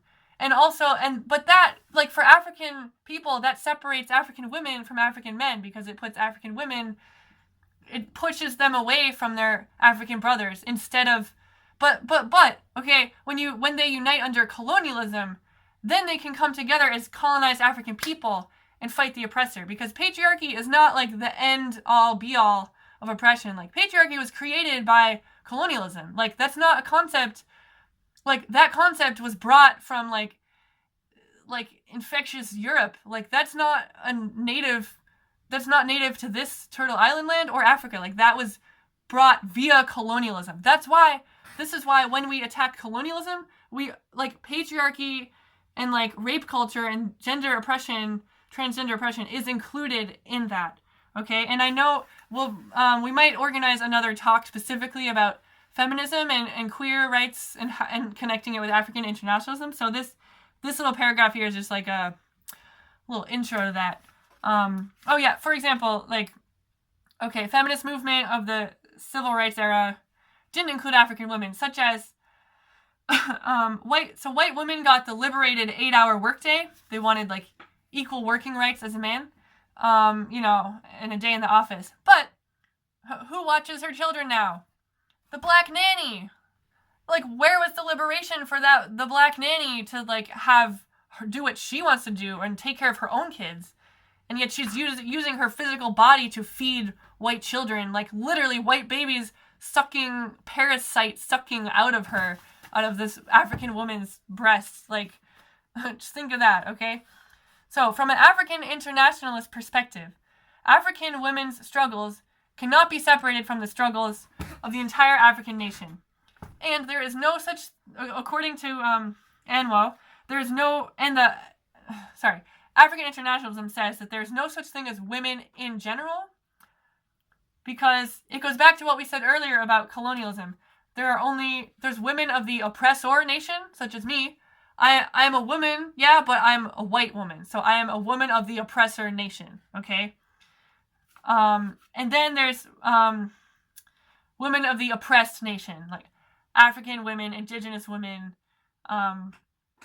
Colombian women, okay? Like, people who are women of oppressor nations who are oppressed. So, and that's not to say that I, as a woman or whatever gender I am, I don't even know, like, yes, I experience bullshit, like, from men patriarchy world, okay? But I'm still, like, I still have white power in me. Like, I experience, like, I don't get murdered in the street. So I have to be accountable for all of the, like, things that I am. And most, like, before I'm a woman, like, I'm, like, what, like, colonialism is where it starts, okay? Okay, so for more information on what the Uhuru Movement is doing about the liberation of African women and black women, you can check out the work that the African National Women's Organization, ANWO, ANWO, is doing. Links below. Okay? Alright, back to the anarchist thing. A common critique that African internationalists have about anarchists is that, more often than not, African people are left to deal with the mess that white anarchists have made. Literally. Okay? So, picture this. A group of white protesters shows up at a demonstration, hungry to fuck shit up with bricks and Molotovs, alright? They do so, then peace out back to the suburbs, where they experience protection from the state because they're white. Like, I heard that somewhere in some burning spear or some political education. Like, even white anarchists experience protection from the state. And, okay, check fucking this, y'all. A few weeks ago in... oh my god. In DC, there was a march and a rally, but there was a convention, the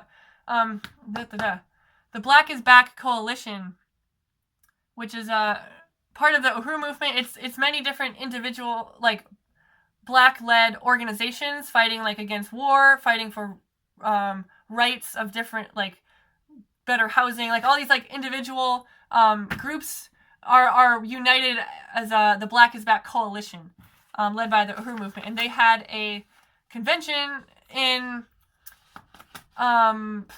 DC. Sorry, I said that. Okay, and they got a permit to be in front of the White House to speak there. And then during the march, as they were going towards the place where they applied for the permit, they did the legal way, a policeman went up to the chairman and said, sorry, like, there's a bunch of anarchists are occupying the area, like, you can't go there anymore. And the chairman and the group was like, but we got a permit, like, we did the right thing, so what, so why don't the cops kick out the anarchists? So, like, in this case, literally, the police are defending the anarchists. Like, I couldn't fucking believe it when I was watching the live stream. I was like, what the fuck? Like, anarchists are fucking up Black power. Like, we need to stop. Okay. Like, cops defending anarchists. Like, yeah, we want to throw bricks and we think it's a fucking game. Like, you can find Lego toy people. There's, like, a cop and an anarchist throwing a brick. Like, anarchists think it's a joke or a cat and mouse thing against police and Nazis and, you know, like, you need a structure. You can't just be on the defense bombing shit all the time. Like, we need structure, we need leadership by African people, okay? I hope I'm winning some of you by now. Or you just hate my guts. That's cool. I'm still gonna keep organizing. Like, whatever you think about this, white nationalists out there, like, I'm still gonna do what I do. So, yeah. Okay. So, they go back to the suburbs and experience protection from the state because they're white. So, in this hypothetical protest, white people leave, they bomb shit, whatever. Who's left to deal with the mess when the cops show up, okay? Historically, it's the Black community. Like, the Black community experiences the violent repression after a protest when white people have, like, set shit on fire and then leave. Black people experience the worst, the most, like, violent kind of repression because of white anarchists, because of white lefty people, okay? So at demonstrations, when violent shit goes down, it's most likely the Black folks who would get arrested. Like, this happened in Ferguson. I was in Ferguson last month for the INPDUM convention, the 25th annual International People's Democratic Uhuru Movement. They are the mass organization of the party as a place for colonized people of all kinds to fight for African liberation. Like, they have a petition, Africans Charged Genocide. They have a petition, Black Community Control of the Police. You should sign it. Go to their website. So in Ferguson, I was told I went to the spot where Mike Brown was murdered, like this literal place, and someone told me this story that, like, there's an African person is still in prison right now because a white lefty told, like, after Mike Brown's murder and there was, like, people rising up, some white leftists came in and told this African guy, like, yeah, we gotta fuck shit up, let's set shit on fire. And so he did. He set a dumpster on fire, and then the white kid left, and then this African now is in jail. Like, sorry, I don't have a source. I just thought of it right now. I can't, like, direct you to the source, but maybe some of you know what I'm talking about. And the African community is sick of this. They're fucking sick of it, okay? So when so much has failed them, when so much has failed African and Black people, when so much has failed them, like literally 500 years of genocide and colonization, when so much has failed them, it's no wonder that African people have chosen to organize themselves into structures that address their needs, such as the African People's Socialist Party. It addresses the needs of poor, colonized, working class Africans, okay? It's a working class African party. And I don't think the Uhuru movement needs to apologize for their own self-determination in choosing to have a leader. Period. Okay? Next chapter. 7. Anarchism and African Internationalism. Okay? The Uhuru movement has a number of former anarchists within it, like me, who, after political education and learning what Uhuru is really about, okay, not just the slander in that fucking first article that shows up on Google about us being a cult, okay, the person who wrote that abused one of our disabled comrades. Like, she was an abuser, okay?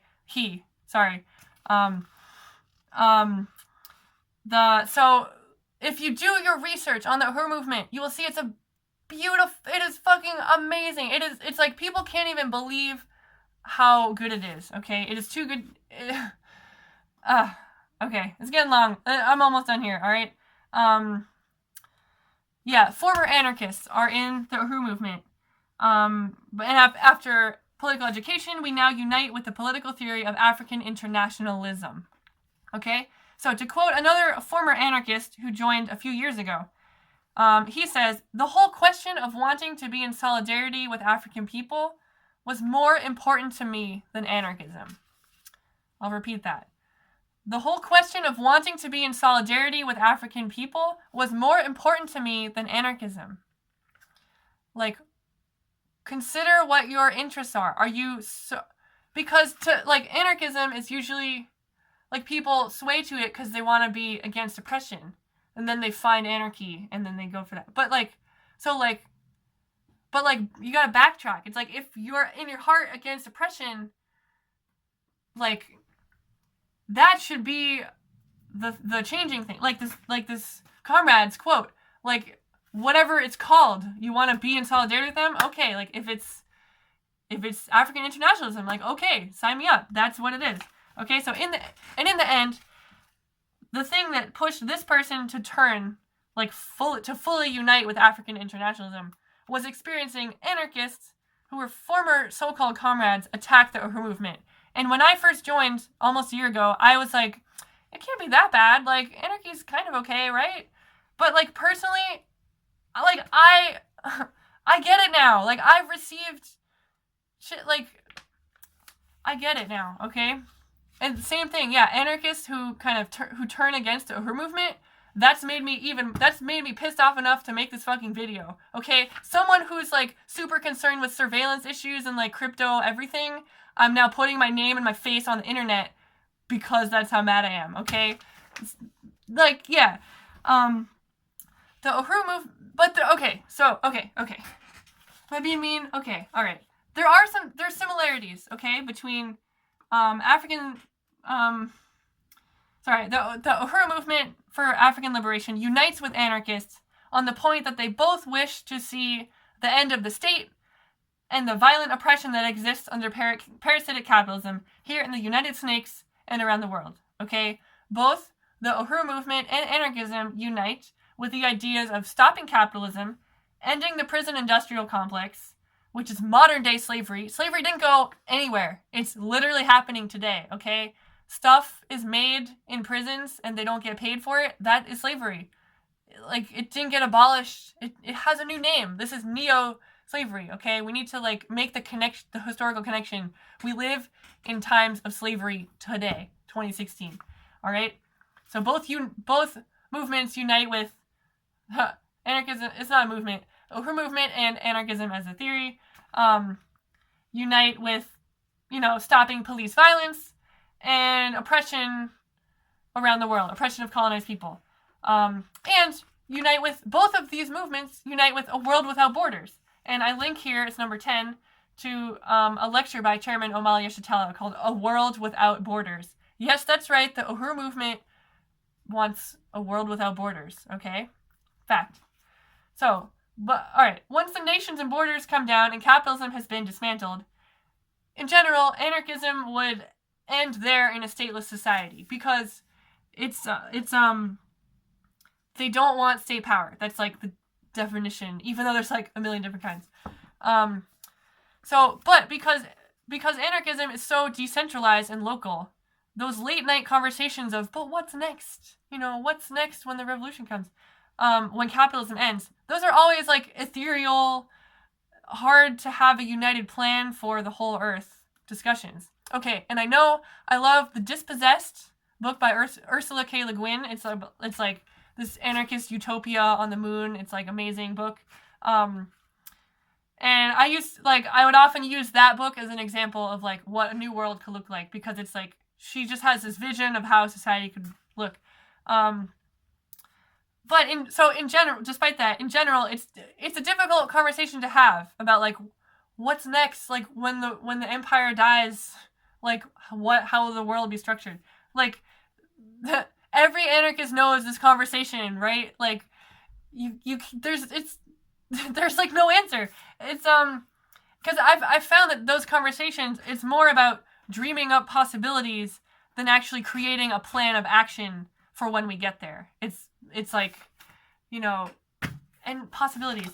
But okay, whatever future happens under anarchism, there's not an active game plan for what it will look like, simply because of its decentralized nature and unclear overall agenda.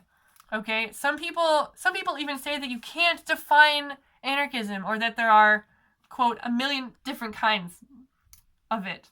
Okay, some people think that's, and like, yeah, if we're not united on what we're signing up for, how could we ever have collective power together to overturn the system if people don't even fully know what they believe in when they call themselves an anarchist?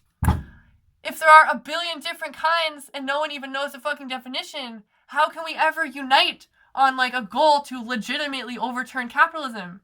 You can't, because it's so decentralized. There's no structure. There's no like leadership. There's no leadership of African people. Like, African internationalists are super organized. Like, my mind as an organizer, as someone who's organized events, like I started a zine festival in Berlin. I write a million emails every day organizing. Like, as an organizer, my mind was blown by the dedicated organization of this movement. Like, it is unlike anything you've ever heard of. Like, I won't be too mean. Okay, sticking to the text. 1 hour and 42 minutes. Hope you're sticking with me this long. Okay, yeah, a million different kinds of anarchists. So how we can't unite if there's a million different definitions. Okay, African internationalism, on the other hand, is extremely clear in its definition, goal, purpose, and agenda. It is extremely clear. You can either unite with it or you don't. You're either in the movement or you're not in the movement. There's no in between. There's no like pseudo like on Facebook you're like interested in the event but you don't actually go because you're not sure. No, it's like you're in it or you're not. You unite or you don't. And because it draws a clear line in the sand. It draws a clear line.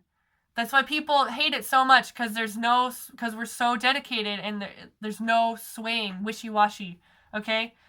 You are either on the side of the oppressor or you are fighting against the oppressor, okay? Even myself as a white person, I am from the oppressor nation, but I have chosen to unite. I have chosen to step off the pedestal of white power. I am paying reparations to the African People's Socialist Party.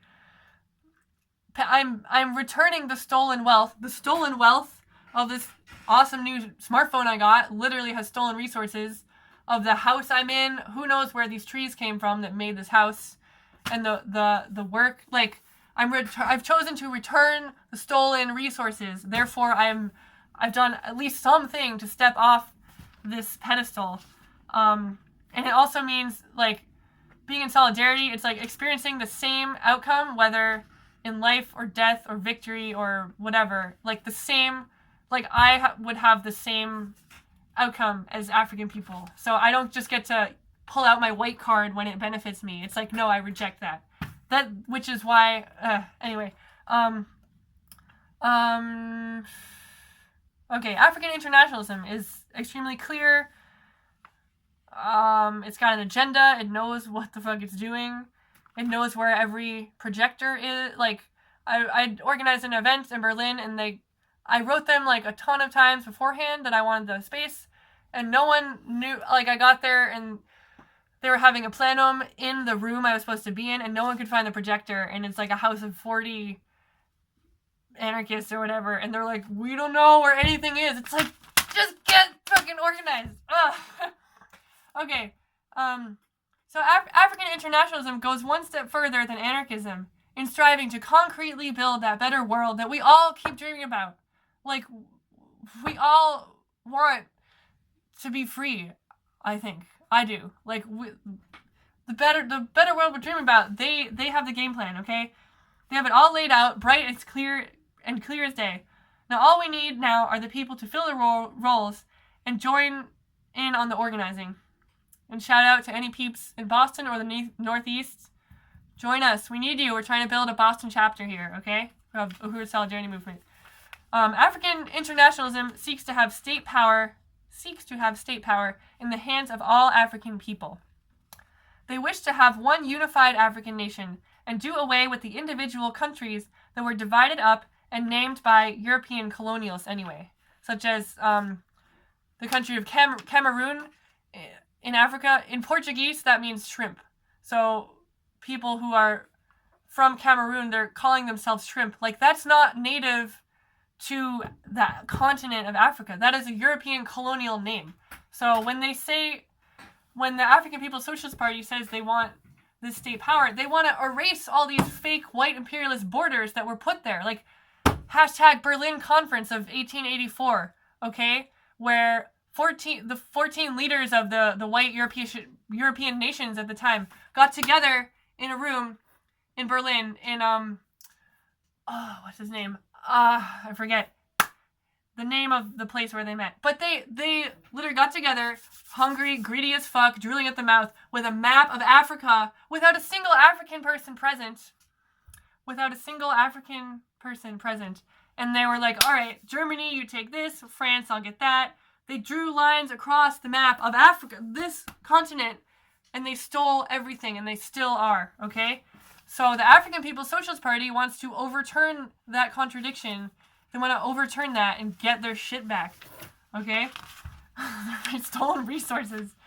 My role as a white person, as part of the Uhuru Solidarity Movement, is to seek reparations from all white people everywhere, including institutions like Harvard University, for one example, and politicians, Hillary Clinton, who stole millions from the Haitian people after the earthquake there, literally in her pocket, and like her daughter had a huge wedding because of it. Okay, including institutions, politicians, but most importantly, individuals, like people like you and I, just everyday white folk, just everyday white people, from every part of society, white people. We're in USM, we collect these reparations and we funnel those resources back to the hands of African people in Africa, where they were looted from in the first place. All right, it's a long-term plan. It will take a while, but that doesn't mean it's impossible. With every dollar paid towards reparations, with every white person who jumps off the pedestal to rejoin humanity, we are winning. African people are winning. African liberation is happening. With each penny, each cent that is paid in reparations is 1 cent out of the hands of white power and back to Africa. And penny by penny, they're building a movement, okay? And people say, like, oh, they're not getting money. Just in this year alone, Uhuru Solidarity Movement raised, like, I think $30,000 was our goal for this year. And we're there. Like, we just had a super successful campaign, a month-long speaking tour, the Day in Solidarity with African People. At our event in Boston, we raised over $4,000 at one event, okay? At our convention last year, we raised $10,000. So we are winning. We are winning. Money is being returned to African people from the hands of white people, okay? So, okay, I don't know if it makes sense to keep reading from this, but the last comparisons, like when I was talking about anarchist theory and like what's next, that was a comparison of the theory of each movement and how they're similar and how they're different. Another way to compare the two would be in how they structure themselves, how meetings are organized, and how susceptible they would be to be infiltrated by spies. So to say, how tight is the crew you organize with? All right, democratic centralism, the organizing structure of the Uhuru movement, is incredibly hard to infiltrate. As someone who's concerned with surveillance, I encrypt my email. I used to host monthly crypto parties in the Boston area for like over a year. To teach people about encryption and these tools to be anonymous online. So because I understand how state repression and infiltration has liquidated revolutionary movements like the Black Panther Party, which is what I was talking about earlier. Which is now why you can send encrypted emails to the Boston USM email account. USM Boston at riseup.net. If you want to say hi or tell me your thoughts, hit me up. I trust Uhuru because in some way it's got a virtual digital fingerprints you can confirm between all your comrades. Because everyone is held accountable constantly, and checking in with leadership is incorporated into the structure. Democratic centralism is unity in theory and practice. So when you join the Uhuru movement, it's not just talk and theory, okay? It's not just talking, it's doing, okay? It's a lot of action and organizing. You gotta do shit and it follows a structure. A dedicated spy would have to sit through countless meetings and discussions and accountability to what they said they would do if they ever were to really pass. Like, oh my god, another 3-hour meeting they'd have to sit through? Like, it would take a lot to infiltrate because you'd have to prove your dedication in your actions. You can't just helicopter in and take over. Anarchists and other kinds of non-hierarchical organizing, on the other hand, they don't have such general structures to defend themselves from spies. For example, the 2012 Republican National Convention in Tampa, Florida, the FBI had infiltrated multiple protest groups. These like non-hierarchical anarchist groups took on leadership positions and completely overturned any direct action that was planned from within those groups. The police had pacified the entire demonstration and overturned the agenda of these self-organized groups, more so than the other groups that had some kind of hierarchy or leadership to them. How is this possible? Well, because the leaderless structures of the protest groups were so easy to manipulate. This is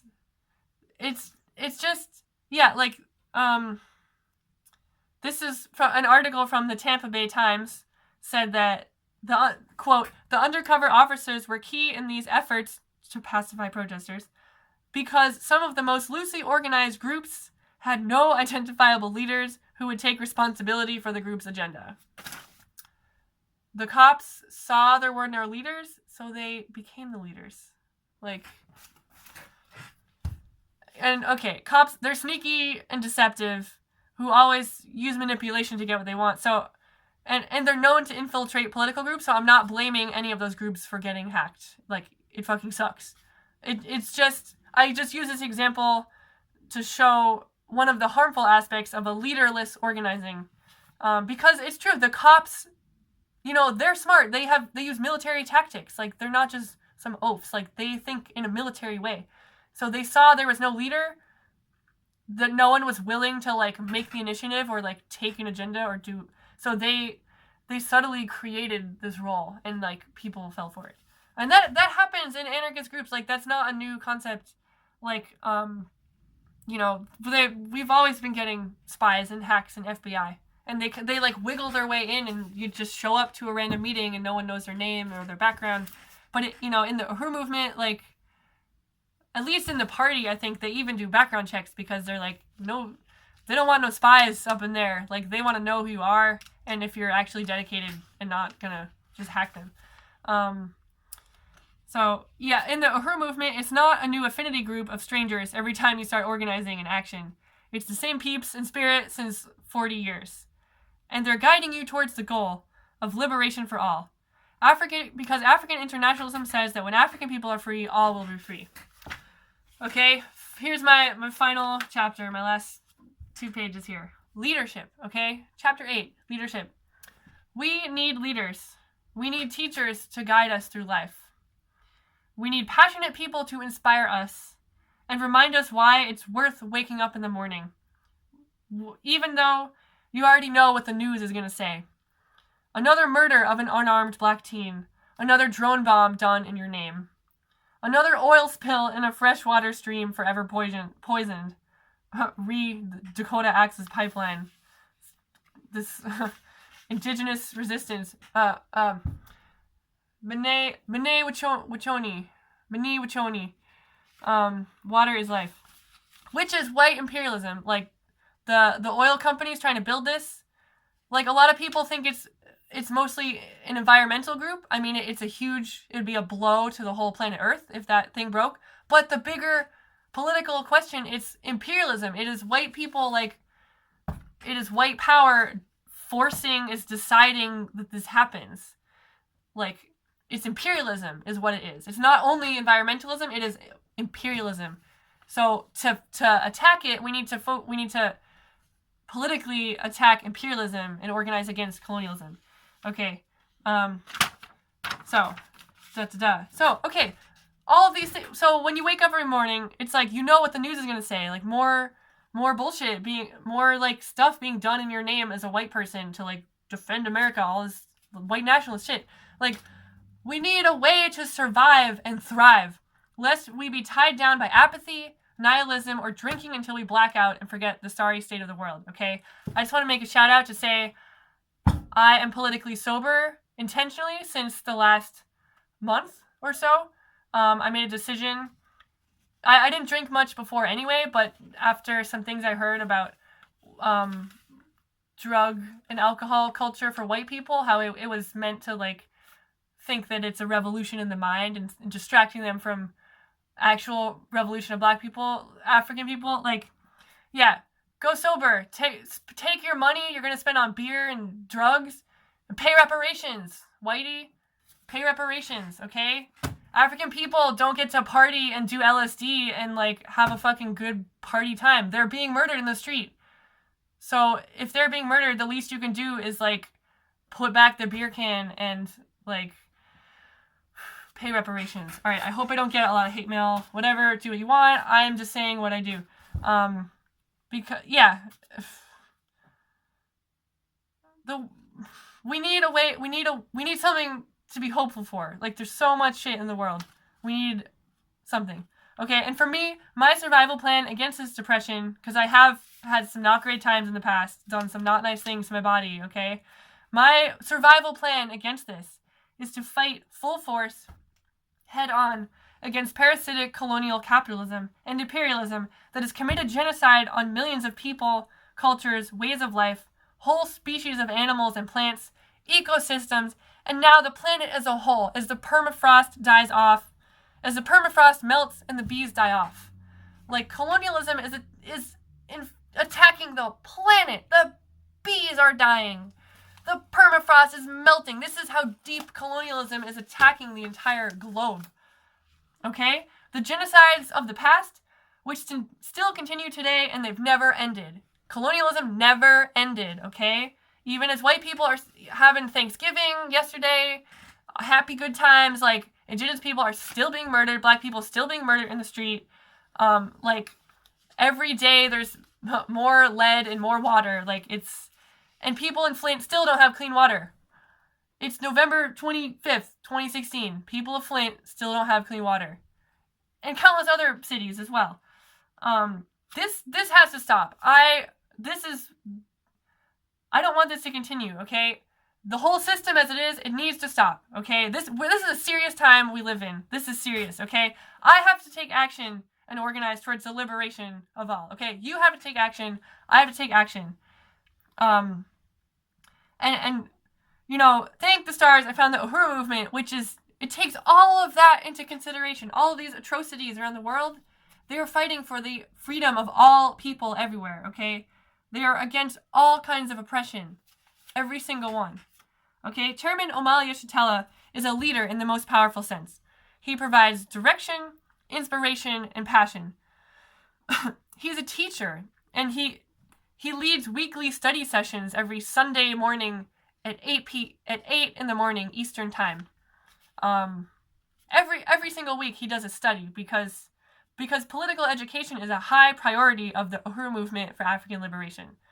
The African People's Socialist Party structures their organizing around the end goal, overturning parasitic capitalism and imperialism, and building the black economy to unite Africa into one self-determined nation.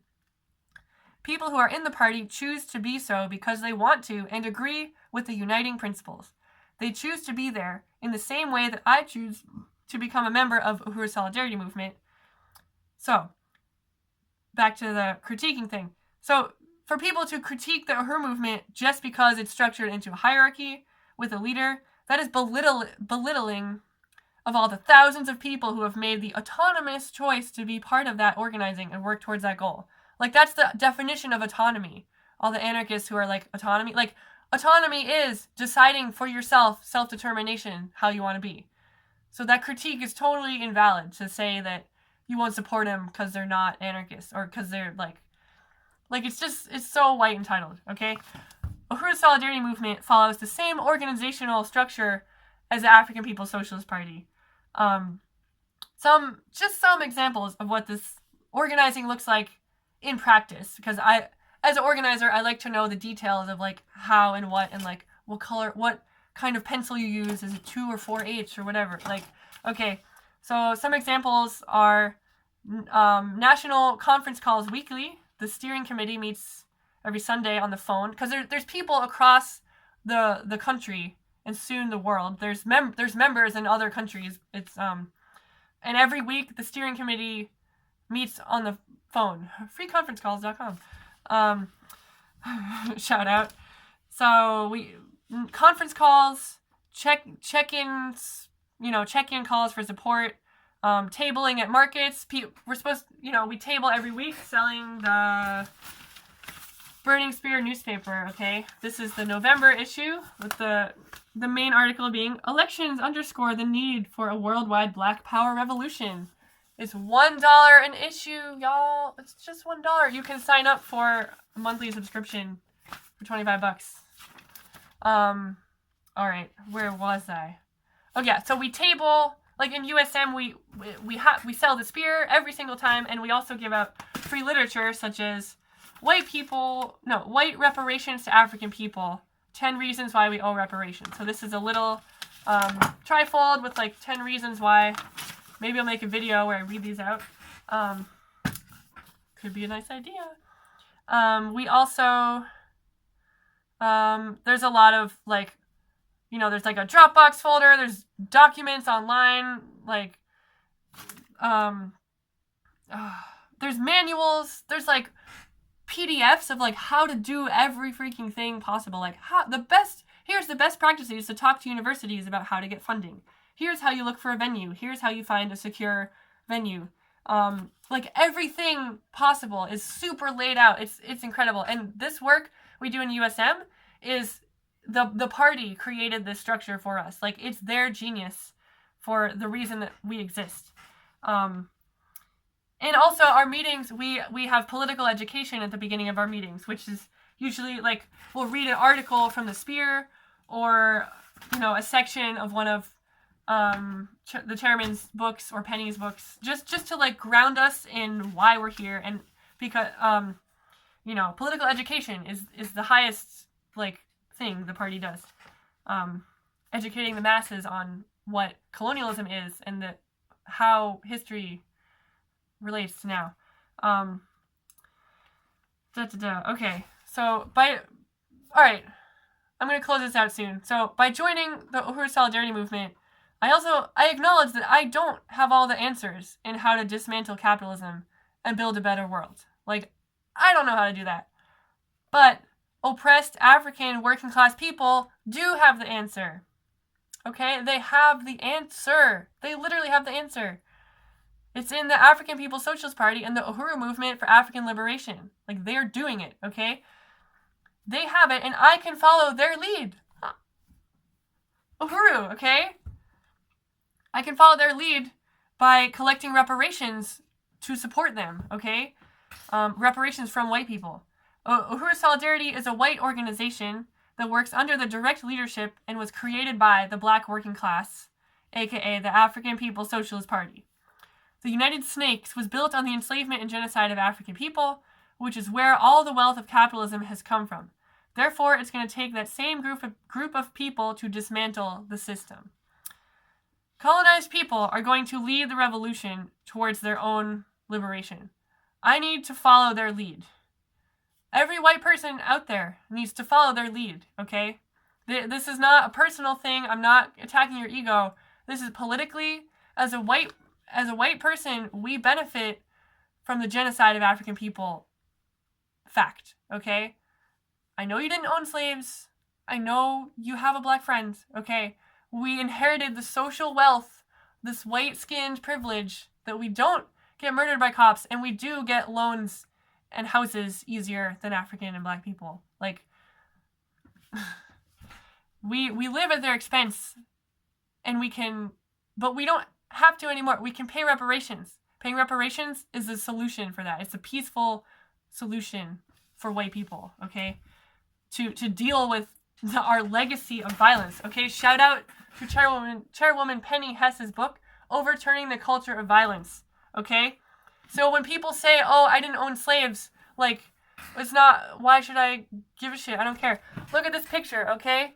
A whole group of white people around a burning African body, okay? I'm sure none of these people owned slaves, or maybe none of them even set the body on fire, you know?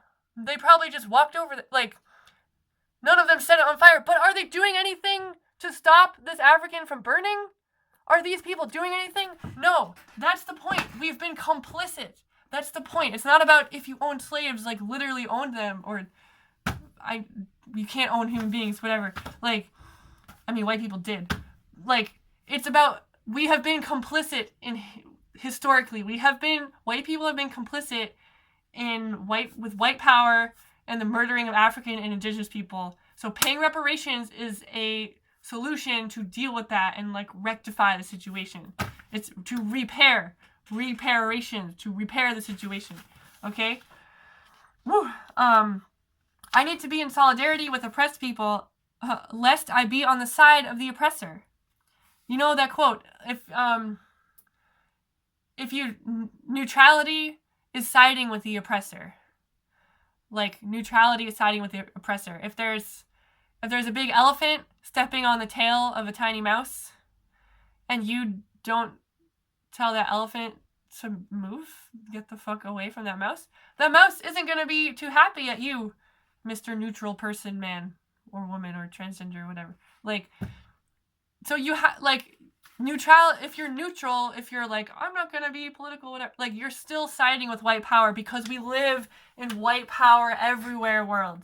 Okay? You can only win, you can only be in solidarity if you make a statement, if you make a disciplined fact, you draw the line, and you join the fight for reparations, for African revolution, for the liberation of all colonized people everywhere. Okay?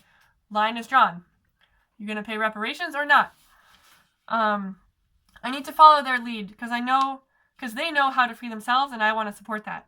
And you know what? It's about time that I, as a white person, sit down and get put in my place by colonized African people about what my role is in the revolution, okay? I've been assigned a job. We, white people everywhere, we have been assigned a job. There's been a call from working class African people. They have said, hey, white people, we need you, we want you, we demand you to pay reparations to us so we can organize our liberation.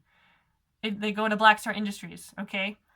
So the call is out there. You can do it now, okay? I've been assigned a job and I'm choosing to do it. White reparations to African people. Uhuru, okay? That is the end of my article. Thank you for listening for this whole 2 hours and 8 minutes so far. If any of what I've said here resonates with you, or even if it doesn't, if you're still listening at 2 hours and 9 minutes, I want you to go, where's my thing here? You can go to this website, okay? UhuruSolidarity.org. You can become a member today. There's different, if you're white, I'm talking to white people now, because in the Uhuru Solidarity Movement, one of our principles, number 3, we organize in the white community for reparations. So we specifically address white people. We were told this is our job to organize fellow white people just like us. We go behind enemy lines, because African people, they've got enough to organize just with themselves to like get each other united against the oppressor. So they've told us, okay, white people, you want to help us? Go into your community, go talk to your racist friends, we have to deal with that. And, as difficult as it might be for us to like talk to, I'm sure everyone out there knows like some white guy or some person that's like insufferably racist, or like you just can't deal with them. But like that hardness for us is nothing compared to what African people, colonized people, face daily, having their family in prison or shot dead by the police. So it's the least I can do is like talk to white people about reparations. It's the least I can do. Okay, so go to uhurusolidarity.org. We post articles here every couple days. There's a really awesome one up now called "Safety Pins Won't Make America Safe for Black People." It's by our fellow USM comrade in Boston, Casey Mackey, Uhuru Casey. She wrote that. You can read it. Also, you can become a member at different levels. We have sustainer levels, like $5 a month, $10 a month. I'm paying $30 a month. You can pay $1,000 a month. And we also have general membership for $25 for the whole year. Gets you a member. Oh my god, where's my... Wait. I'm going to show you something cool, alright? I'm going to show you something cool, because I think I've never, ever gotten a chance to use this. You can also be a member. You can get your membership card at $10 a month if you're a student or low income. You can be a member, okay? So, and these reparations go towards Black Star Industries. It's the economic wing of the liberated African economy. For example, they have Burning Spear News. They print their own media because white media, the current mainstream newspapers don't address their needs, doesn't talk about African revolution, doesn't talk about the genocide of African people that happens daily in this country. So therefore, African people need to print their own media, and that costs money that they historically don't have because white people stole everything from them, okay? So you can pay reparations to support Burning Spear newspaper. They produce books. They have a Uhuru Foods and Pies. They have a food economy. They're training themselves to be able to feed their nation of people, to feed them. They have a radio station, Black Power 96.3, and many more things, okay? I think that's all. I think I'm gonna turn this off. So again, check out uhurusolidarity.org. Please become a member today. This is it'll change your life, and you'll meet some really awesome comrades to organize with. Okay? Catch you later, Uhuru.